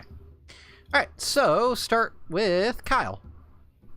You can find me on Twitter at RageQuitKyle. And my favorite part was kind of a combination of getting the killing blow on the cheek and spouting my two new titles. Okay. Because he's an asshole. And Neil. You can find me on Twitter at Bardic Martin, and I like how chill the chieftain is, and I like chasing around the dwarf. What, the new chieftain? No, it said chieftain. Fuck, I meant druid. Oh. The druid that doesn't know anything about farming. Or healing, apparently. Or healing. What He the didn't fuck? prepare healing spells. Not everyone's an adventurer that thinks they need to prepare healing spells. Dave was going into single combat. It He did- sounds like all these people are adventurers all the time. They don't have homes. There's a difference between being an adventurer and being a nomad. No, there's not. And yes, he was challenged to single combat. He wasn't planning ahead for that. There was no long rest between the challenge and him going into the arena to go, shit, I better prepare some healing. He hasn't been challenged enough, so I was always ready for a challenge. It's a little different. Mostly because I have a tiefling who like obsessively challenges me all the time. Oh, it's been years. No. He's probably not relevant. No. You definitely didn't have a vision of him, at any point when you were in the keep. Definitely not. Right. Speaking of which, Onyx. That's me. You can find me on Twitter at OnyxQWE, and my favorite part was watching Ilo chase after the dwarf, because that was hilarious. And No very in shit. character. No one was gonna stop me. I was like, God, I can't. I have to kill him if you guys don't stop me. I wasn't going to stop you until the druid clarified the rules, which I still don't agree with. Keith said we have to kill them all. But okay. It's a mercy thing.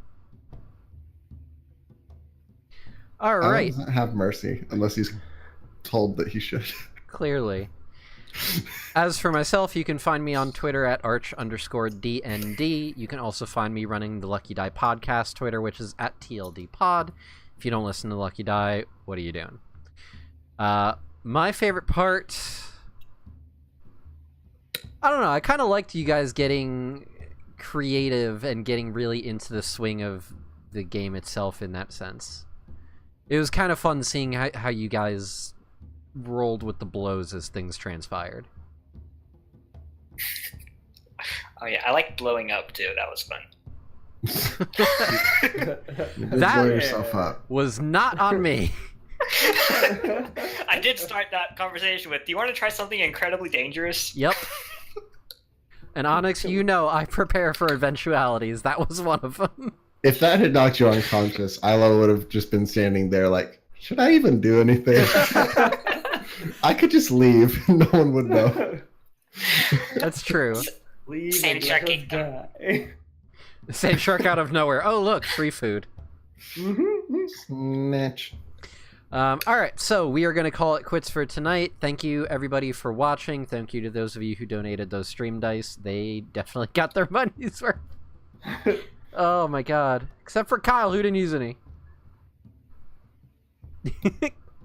Thank you to those of you watching on YouTube. I still need to put it down in the bio because I keep forgetting to. I'll get to it eventually.